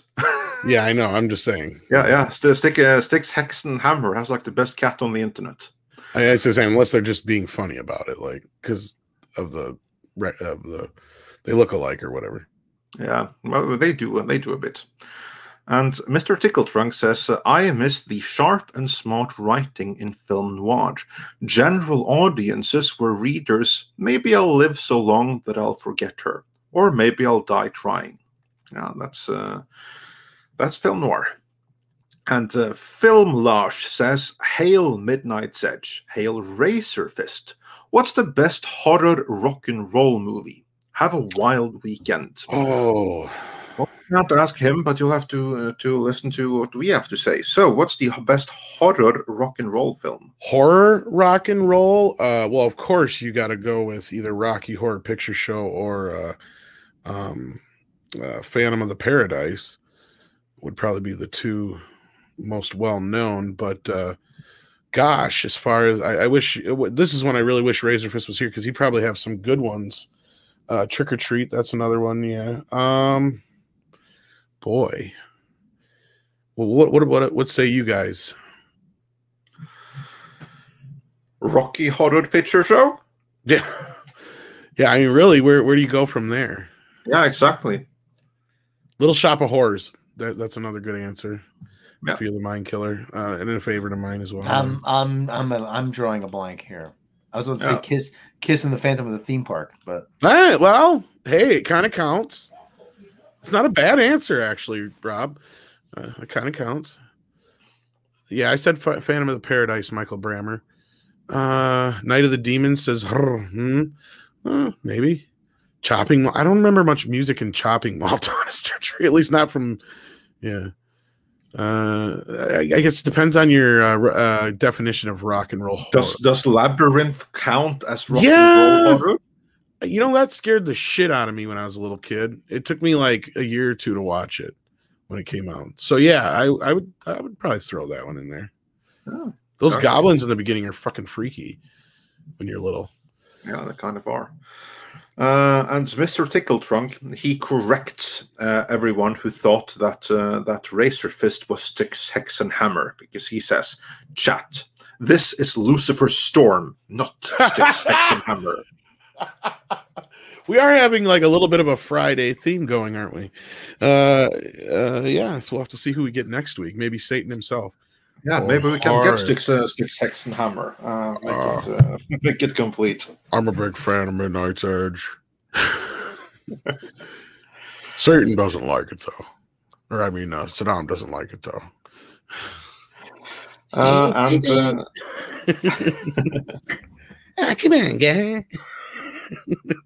That is my favorite version of Satan ever. This is the South Park one. If Satan is real, I want it to be the South Park Satan. Oh, that would be hilarious. Of course, I'll settle for the Rowan Atkinson Toby Satan. Well, that's me. And T Neil 89 says, "Morning all. Razor Fist, you mentioned Warhammer at the opening. Could you please tell Andre, Rob, and Tom about the setting? I think they might like 40K. Actually, you know what? He did that before we went live, so I'm sorry that didn't get to hear that. But we did get a rundown of 40K from him, as we have from others. Yeah, it's something that people want us to get into, and again, it's more of a time factor than anything, but you never know. Yeah, exactly. And Gran Wasu 42 says, "Hey Racer, what do you think of French New Wave? Mallet, Godard, Truffaut." Again, I'll have to tweet the question to him. Sorry that we couldn't get to this when he was here, but we only had a limited amount of time, and as you heard, some Solomon Kane used to get through, so we had to do that. So yeah, sorry about that. Oh, let me tell you, I love New Wave. Let me tell you, the guys, the skinny tie bands, like Nerves and the Knack and all those guys. Let me tell you, those. No. There was a what Tom? What? No. Go back to your kazoo. Oh, okay. And, I will say this though: if you are a fan of Rocky Horror, there is a musical that's similar, but it's not. I wouldn't call it a musical, but it's a perfect like double feature with Rocky Horror if you don't have the actual quasi sequel shock treatment, and that is Hedwig and the Angry Inch.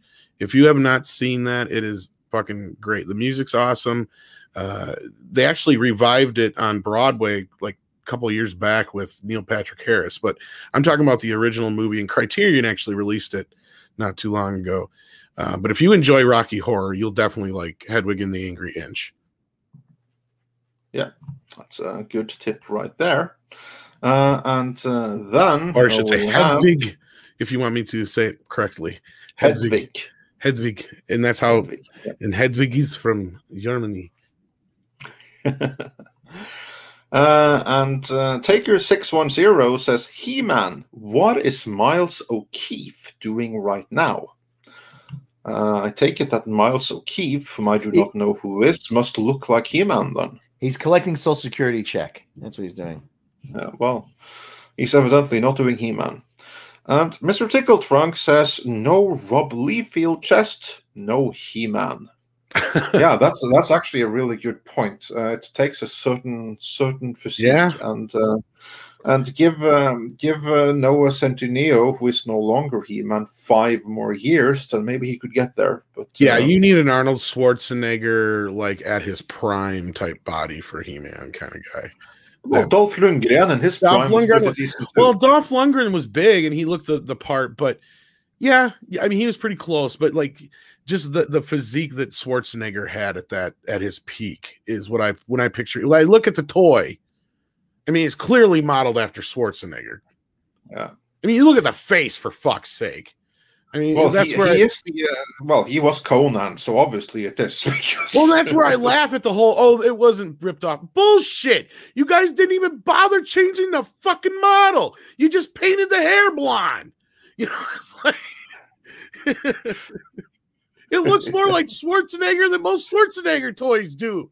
Seriously, that's actually true. That's actually I've seen Terminator toys that look less like Schwarzenegger than the He-Man toys. That's why I've never ever bought the whole it's not a ripoff of Conan bullshit. Never. I've never bought that. Well, you saw the pictures we put up earlier of He-Man leaving his tribe in Chimeria, going to seek out civilization. That's as Conan as it gets. And Slimer Snarf says, not to be confused with Earwig and the Witch. Yes, don't confuse. They're two way different movies. Very different movies. And don't show your kids Hedwig and the Angry Inch either, thinking it was Earwig and the Witch. Don't make that mistake. That's the worst mistake. And I'm not going to fight you on this, Paulie, because as a Masters of the Universe movie, as we pointed out on your show, yes, it does completely suck. It does not live up to the original franchise. But as a B sci-fi action kind of, sword and sorcery meets sci-fi kind of thing, it works for me in that respect. But no, I go into it with no illusions, thinking it's some grand Masters of the Universe movie. I don't think we'll ever get that, at least probably not in the next few years. Yeah, and for those that wonder what Tom's referring to, go over to the Latino Slant and check out the Movies to Lose Friends by episode featuring He-Man and Dune, and myself and Tom as guests talking about those movies. And it's basically us talking for like 2 hours. Like Paulie, and then just like sitting there, Yeah, and a good time was had by all.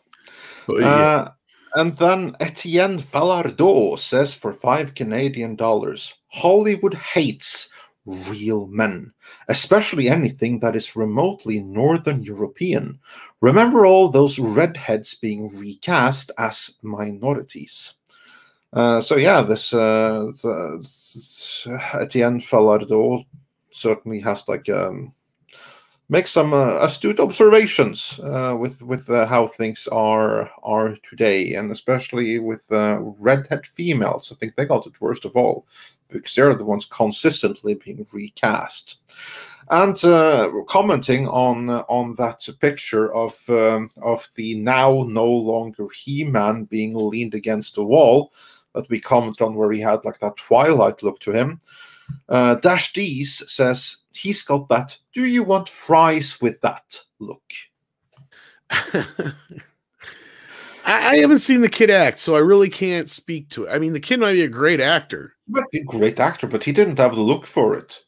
And he would have probably maybe his face had some of the right features, but that doesn't really help when that face is surrounded by the rest of him. Well, and again, he could have mainly been playing Adam, and who knows if like they were going to pull a Hulk thing with He-Man, or kind of a reverse. We don't know. We don't know what they. Which I would hope not, but we never know. I would almost rather them have 2 different actors play the part than them pull that kind of thing, because any kind of CG augmentation on people does not work, in my opinion, like that. You got to just either go all in or do it all, one way or the other, CGI, or it's got to be practical. I mean, obviously you're already going to have to CGI a lot of Skeletor's head to make it look right. But I mean, I'd be all cool with just them doing what they did with Frank Langella, because that worked for me. Like he was they brought it up in the chat quite a few times. Like he was the best part of that movie. Oh, hands down. I mean, he just chewed the scenery in that role. I mean, He was fantastic. Yeah. Not only that, he was, if anything, a better Thulsa. He was in a completely different movie. Like, like he's in some He-Man movie we got in some alternate universe that's fucking amazeballs. Like, he just showed up in this movie for some reason. And, you know, like, yeah, Dolph Lundgren could play He-Man. Like, that's the thing. He-Man is not that difficult of a role to fill. He's just got to look the part. He doesn't really have to act that much because He-Man don't really act. He's just kind of there. He just here's like the thing that you're right. He-Man was no one's favorite character. I mean, He-Man, he was there. You kind of like have to have him. But really, the key to cracking He-Man is getting Skeletor and Evelyn right, because the story is between them. They are what make everything else happens. Whereas He-Man himself is kind of like a passive passenger along for the ride. All the drama, all the conflict, all of the interesting character development, that's between Skeletor and Evelyn. Yeah. They are the real stars of the show. They are the ones you have to get right. He-Man just has to look the part.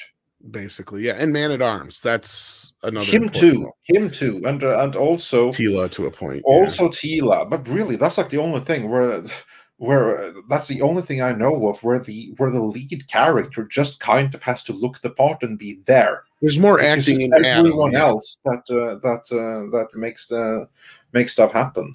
Yeah, there would be more acting involved in the Prince Adam role, is what I was getting. Like, that's where all the character is. Because once he turns into He-Man, it's kind of like the Superman thing. I mean, all the characters in Clark Kent, kind of. I mean, yeah, I would even go as to say Superman probably has a few more character traits than He-Man does. Because basically, He-Man is just that, a strong barbarian. And he really doesn't do anything other than the right thing. I mean, sure, he had some great episodes and some great story arcs in the comics and other places. Don't get me wrong. I'm not trying to undersell the character in the least, but in comparison to other similar characters, I should say, even Conan is a little bit more complicated than He-Man. So Conan is a hell of a lot more. Yes, I know. I was being facetious there a little bit. Yeah. But just, you know, I don't want to make it sound like I'm saying, oh, yeah, He-Man's just a one-note character, Mary Sue. No, He-Man is the power that he gets from the sword. It's how he wields that power between how he handles himself as Prince Adam and, you know, at the same time dealing with... Which, let's be honest, kind of makes him a little bit one-note. But, yeah. The He-Man side of it, yes. Yeah. But... that plays into the character of Adam, you know, where especially like, you know, in the idea, and a lot of superheroes face that thing. Is it like, oh, is it really just me, or is it the importance of just being the superhero? And, you know, they have that kind of crisis of identity and, you know, that kind of a thing. And you can play with that with He-Man a little bit in a sense. Yeah, absolutely. Like, they're different properties. So it's a matter of like seeing what separates He-Man from Conan, and then like emphasize those things, because this is one of the most stupid things I've ever heard. This is something that was reported on Collider by what's his face, the guy who had like a crying fit for not being invited into like Star Wars Galaxy's Edge thing. 5 years. Was it Christian Harloff? Christian Harloff. Yeah. Before he became known for crying his ass off for not being rewarded enough for sucking up enough. Before that, he actually was a producer on one of the He-Man movies, or one of the iterations of the He-Man movie. That's right. Namely the Justin Marks iteration. I have that script. It's not a bad script. It's actually R-rated He-Man. Oh, yeah. It would have made for an interesting movie. I'm kind of glad it didn't happen, because while it was an interesting alternate take, they got Skeletor so wrong. Well, no, and I don't want people to get me in the chat wrong, like as far as comparing He-Man to Conan. As far as like, once Filmation got involved, they did everything they could to differentiate He-Man from Conan in so many different ways. So like, they deserve a lot more of the credit as far as I'm concerned in that respect. Yeah, but absolutely. Like, But there's a point to it, though, because that movie ultimately never happened, and Warner passed on the rights to it. And one of the reasons for that was then the 2011 Conan movie, because then some jackass decided that no, Conan already came out, and this is too similar to Conan. And for that reason, they didn't do it, which is completely ridiculous. It only goes to show how stupid they were, because they're two completely different characters. It's a matter of what you choose to highlight. So yeah, that was pretty annoying. But yeah, of course, it wasn't going to be a good movie anyway, so we probably dodged a bullet there either way. But moving on with the super chats. 32 Flavors of Nick Weiser says, John Schaefer did nothing wrong. Razorfist will understand. Haha. I'm sure he would, but I regret that he's no longer here. But hey, what can you do? And Durao On says, I'm 30 minutes late, so I have to be at twice or double speed. And as that, Razorfist sounds like Ben Shapiro. I can see that. I can see how he would sound like Ben Shapiro when sped up. A little bit in the voice, yeah. Yeah. And I'd rather listen to Razorfist any day than Ben Shapiro. No offense to Ben, but yeah. There is that. And Alien Xenomorph says for $4.99, Mika Curtis announced the other day that he has plans to expose Razorfist in a new video series. Why is that Tubby always talking about him? Guys, who the hell is Mika Curtis, and why should anyone care? No Micah Curtis, he's a guy on YouTube. I've seen a few videos with him. Like, oh, okay, whatever, you know. But is that the one that everybody was like, "Oh, Micah Curtis is going to beat you up" or some shit a while back in the super chat? Yeah, I think so. Yeah, I have no idea who this fucking guy is. I really don't care.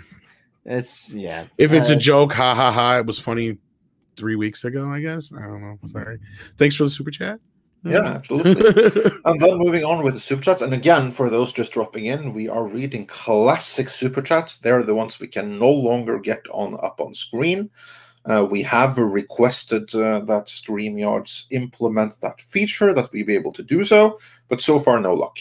And I guess if Micah's ex-Comicsgate, if this is like a thing to just like people are like just sending shit his way to fuck with him, it's like, okay, Comicsgate was how many years ago? I mean, okay. All right. Yeah. People get with the times. I don't know. And then Wyatt Holiday says, some love for the channel and Tom, Andre, and the panel. If you don't want comics like this, check out Wart the Wizard. Yes, absolutely. Check out. Yeah, from Mandy. Yeah, or Eternal Armor on Indiegogo. Yeah, do check those out, especially Wart Wizard from our good friend and toxic femininity panelist Mandy Summers. Nightwish fan 1991 says, how hard is it to make a damn Masters of the Universe movie? It's Conan with lasers. Just steer right into it and go hog wild. Well, I would like to say it's a little bit more complicated than that, but it's certainly not so complicated that they shouldn't be able to figure it out. And it's really quite embarrassing that Sony have been sitting with the He-Man rights for now more than a decade with nothing to show for it. Pretty embarrassing, and they've paid God only knows how many millions for it. Probably close to 100 by this time. No, not 100, but they've certainly paid 50 million just in rights retainer fee. Yeah, I think they pay $5. Yeah, I think that they pay $5 million a year just in licensing fee for the movie rights. That's something we learned in the Sony hack. I think that was the amount, which means that they, assuming that nothing majorly changed, they would have paid $50 million just out of the blue in rights retainer fees. How did we not get at least a half a dozen He-Man things by now? Because isn't it in the top 5 biggest selling toys of all time? I should say so, yeah. Because isn't it G.I. Joe, Transform? Well, Barbie's in there too, I think. Like it's like yeah, absolutely, yeah. That's like Barbie, G.I. Joe, and then I think Ninja. Because I know Ninja Turtles is number 3, believe it or not. And then I think it's Transformers and He-Man, if I'm not mistaken. And actually, I think He-Man might be above Transformers. I'm not sure on that. But yeah, so Griffin says yes, it's in the top 5. I'm assuming, yeah, that's what I was saying. I know it has to be in the top 5. And I just read the list like not too long ago, and I know it's in there. And I just remember Ninja Turtles sticking out at number 3, of course. But yeah, yeah, Ninja Turtles wrecked everything when they arrived. You're not kidding. But yeah, like I even think for a time period until G.I. Joe, just by sheer longevity, that's the only reason G.I. Joe I think is the number 1, if I remember right. Yeah, probably, yeah. But yeah, no, it's pretty embarrassing that they've been bungling it for so long, which only goes to show, which is what you get when. Or no, Star Wars is number 1. That's right. When you have creatives that don't understand the property. Or like case in point, the video that we put out only yesterday about Warner Media and their plans for the future of DC. And oh, have we got an update to that for you in the next few days? But basically, they don't want to read the comic books. That's difficult. You have to read, even if there's pictures. So they just want Bad Robot to pitch them stuff that's kind of like the comics, but not completely, and with a modern-day twist, so that they have an easier time just greenlighting from pitch alone, and source material be damned. That's basically the mentality that's there post-Snyderverse. So yeah, get going. I'm sure loads of good stuff will come from that. And then Marilyn's id says, that was supposed to be hail. I was using text-to-speech because I'm driving. Thanks for taking my joke in stride, Spoony Fist. Yeah, he's funny when he wants to be. And Dark King says, I dread any modern movie adaptation of an IP I like, as the modern film industry has an almost perfect record of fucking it all up. Yeah, valid concern, but let's never give up hope. And the great Muda says, hey folk, Razor Fist with the boys, GFS. Don't know what that means, but oh yeah, no, of course, God fucking speed. That's what it means. So yeah, thanks for that. And Brandon Wolf says, Razor Fist and Midnight's Edge talking about Solomon Kane. Holy cow! Keep kicking ass. God fucking speed. We got that one. And Bud Boy Production says, hail Midnighters. Hope you are feeling good today. Yeah, I would say so. I think we are.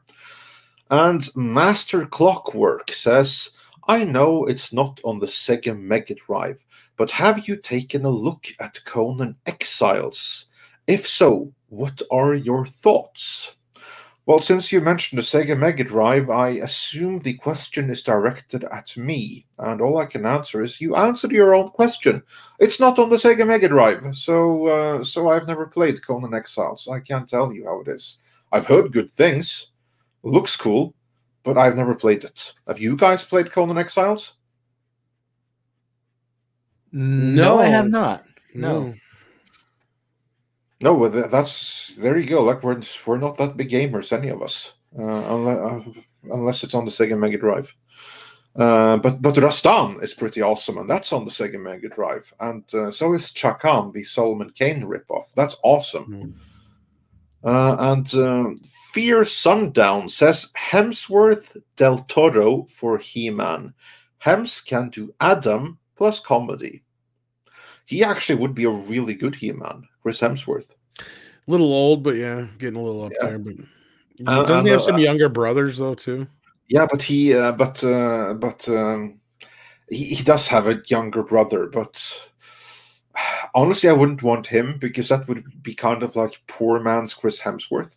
Well, that's the other problem you have though, is that Thor is similar in a lot of ways to He-Man. I mean, again, they're not the same character, but they have a lot of the same traits to where I think me and a lot of people would have the problem of falling into the whole, is he being Thor now or is he being He-Man? Can he bring enough difference to the table? to make it a different character. That is a question for me. And then he said, I think it was Del Toro for Skeletor, or was he talking about, who did he say? He said, he just said, let's see, the super chat said Hemsworth / Del Toro. So I guess maybe it's Benicio Del Toro. That's what I was thinking. Not a horrible choice. Or maybe he means Guillermo Del Toro to direct. That's what I was wondering. Yeah, I didn't know which one he meant. Either or would be fine. The only problem with Guillermo Del Toro is, well, we'd be in the same situation we're in now. He would never get to it. Exactly. He takes on so many things. Like, for instance, where is Guillermo Del Toro's Hulk? Where is Guillermo Del Toro's Frankenstein? Where is Guillermo Del Toro's or At the Mountains of Madness by Lovecraft? And he's the main reason all of those things. Yeah. And he's the main reason none of them happened. Well, and he's also the main reason why we got a remake of Hellboy instead of Hellboy 3. Let's be real. I mean, as much as we want to blame everybody else around that project, and again, it's partial. It's like a half and half thing. It's the studio and him. The studio could have always moved on without him, and which they finally did. But they should have done it earlier when they still could have gotten people involved with the original movies. Yeah. And as for At the Mountains of Madness, that's all him. That's entirely his fault, and he was just being stubborn on that one, I have to say, because there he had 3 demands. He wanted the movie to be rated R. He wanted it to have a $200 million budget, and he wanted it to star Tom Cruise. So Tom Cruise, rated R, $200 million. The studio would give him any 2 of those 3. So he could have Tom Cruise and $200 million, but then it couldn't be rated R. He could have Tom Cruise and rated R, but then it couldn't be $200 million. He could have, so basically any 2 of the 3. Would Tom Cruise even make an R-rated film at this point in his career? We don't know, because things never progressed. Well, that's what I'm saying. I'm trying to remember the last time he's made an R-rated film. But in any event, we wouldn't find out there, because the studio wisely said, "Well, how about you get $200 million, and you get Bradley Cooper? How about that? Or you get Bradley Cooper and rated R and $100 million. How about that?" But nope. Guillermo del Toro, he wanted all 3 of 3, and that's something that the studio rightfully declined. And even if he would have got those, he would have taken 10 years to decide on what the set design was going to be. Exactly. I love him, but he's very meticulous and takes forever to do anything, and I still blame him for The Hobbit. And that's what I was thinking, Maestro's Tropic Thunder, if you can actually count that as one of his movies. So probably Eyes Wide Shut, maybe? What else did he do after that that might have been... Yeah, that's what I was thinking, Lady Catherine. Yeah. Vanilla Sky, was that R-rated? I don't remember. Yeah. But again, would you count that as a Tom Cruise movie? That's the thing, is like, yeah, there's movies that these actors are in sometimes, but see, now Magnolia I would consider more of a what's his face, the guy who directed it. Can't think of his name, but yeah. Was it like Anderson? That's what I was going to say. Anderson, wasn't it? Yeah, I think so. Paul Thomas Anderson or whatever. Yeah. Not Paul W.S. Anderson, but the other Paul Anderson. Yeah. One of the others. Yeah. And Grand Wazoo 42, because now we're back to Can Bring It Up on Screen, says, fun fact, Christian Harloff is a big He-Man fan. He once tried to pitch a Conan meets Dune sort of R-rated movie. What a coincidence you mention him today. Well, that's... We try to keep up on the history of these things. We're not just fans for a reason, you know? No, exactly. No, we go in depth here, as one does. And with that, we're actually fully caught up. So, do we have any other news today? No, it's been a pretty slow news day. In fact, I think we broke probably the biggest news story this morning. Yeah, I think we did. In there being a Solomon Kane series in development, which I think is pretty amazingly exciting. Yeah. Now, I don't expect any of you to be too familiar with Solomon Kane, but is that something that you've even heard about? And after hearing Razorfist describe it, is that a movie you'd want to see? Or a series that you'd want to see in addition to the movie that's already out there? Yeah. Are you asking us or are you asking the audience? Well, I'm asking you. Well, both. Oh, I'm personally, I'm very interested in the character. I don't know much about it, but yeah. Yeah. Rob? Rob? He's on Pornhub. So, yeah, okay. Yeah. And but we have a couple of more messages. Bud Boy Productions says, Tom DM'd you on Facebook about Animation Meet yesterday. Yeah, I just got that now. I'm taking a look at it. It looks pretty cool. Yeah. And the Ghost says that the AT&T investor call was boring. They basically said nothing. Yeah, that was pretty much as expected, honestly. And World of Conan says, Andre, check my take on the Cimmeria poem, brother. Okay, well, where is it?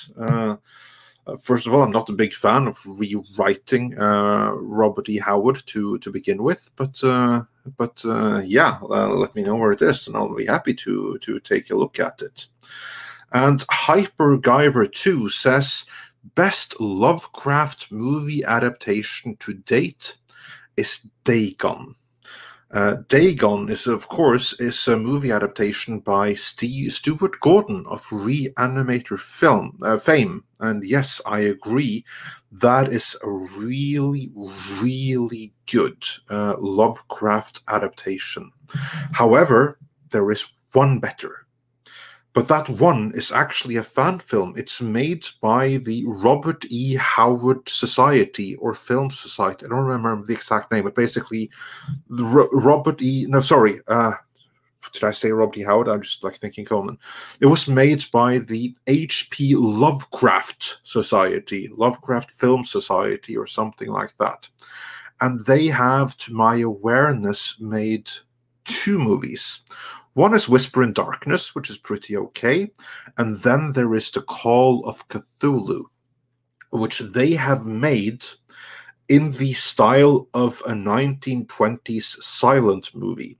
So it, honest to God, looks like something that was filmed in 1920. It's a black and white silent movie adaptation of The Call of Cthulhu. And it is incredible. And I just wish that some more adaptations of both Lovecraft, Howard, and the other heroes of the day had actually been made during that time, because there's just like something about the black and white and silent there that just works so incredibly well. So that's well worth checking out.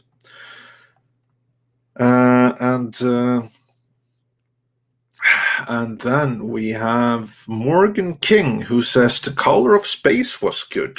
Yeah, I've only seen the original one. I haven't seen the new one, actually. I've been meaning to get on that. So that's pretty cool. And yes, as you're also saying in the chat there, Reanimator is awesome, especially with Jeffrey Combs. That movie really made him, and he made that movie. So that's pretty cool, yeah. All right, so let's see if there's anything else cracking in the news. Have you seen anything, Tom? No, not a whole lot. Nothing that really blows up our sphere anyway. It's been a pretty slow news day so far, so we may actually get out of here a little early. Yeah. Who would have thought? That's most unusual. But with that, then I think it's time to say thank you first and foremost to Razorfist, yes, for joining us here today, which is one of our favorite guests. So he's always welcome here, and it's just brilliant to be able to talk some pulp fiction and 30s literature with him, because he's someone else that truly understands that literature and its importance. Like you have like some prominent scientists saying that they only did what they did because they stood on the shoulders of giants. I believe Einstein said that. And because he couldn't have done what he did without Maxwell and Newton before him. But the same thing is true of genre literature. And Batman, Spider-Man, The Flash, all of those, they stand on the shoulders of Lovecraft, of Howard, of The Shadow, and the other pulp literature of that time. So yeah, that's something that's always cool to be able to discuss with someone else that really, really understands what's going on there. Also, thanks to everyone in the chat. It's always a pleasure to have you joining us. We will, of course, be back again for a new live show on Monday or before, if something exciting breaks. And we have a couple of videos coming out for you in the next couple of days. We have some more exciting revelations of exactly what's happening behind the scenes of Time Warner and DC. We spoke with Mikey Sutton yesterday, and we got some more lowdown. And if you thought everything that you had heard so far was bad, you ain't heard nothing yet. And of course, we're going to be exploring the whole He-Man rights situation.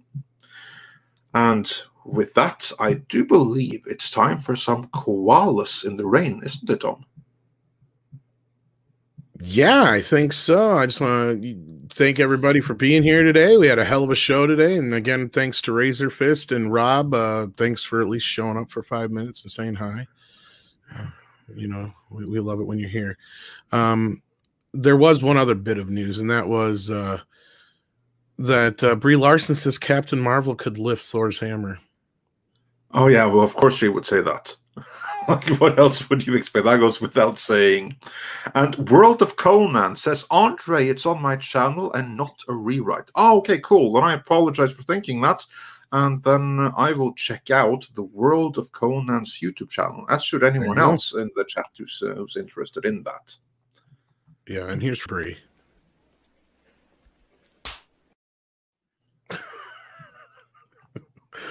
All right. I got to put the new one in there, Rob. That's the old one. And with that, some koalas in the rain. Koalas in the rain. Koalas in the rain. No fucks given. Koala, koala. Koalas in the rain. Koalas in the rain. No fucks given. Koala, koala. Koalas in the rain.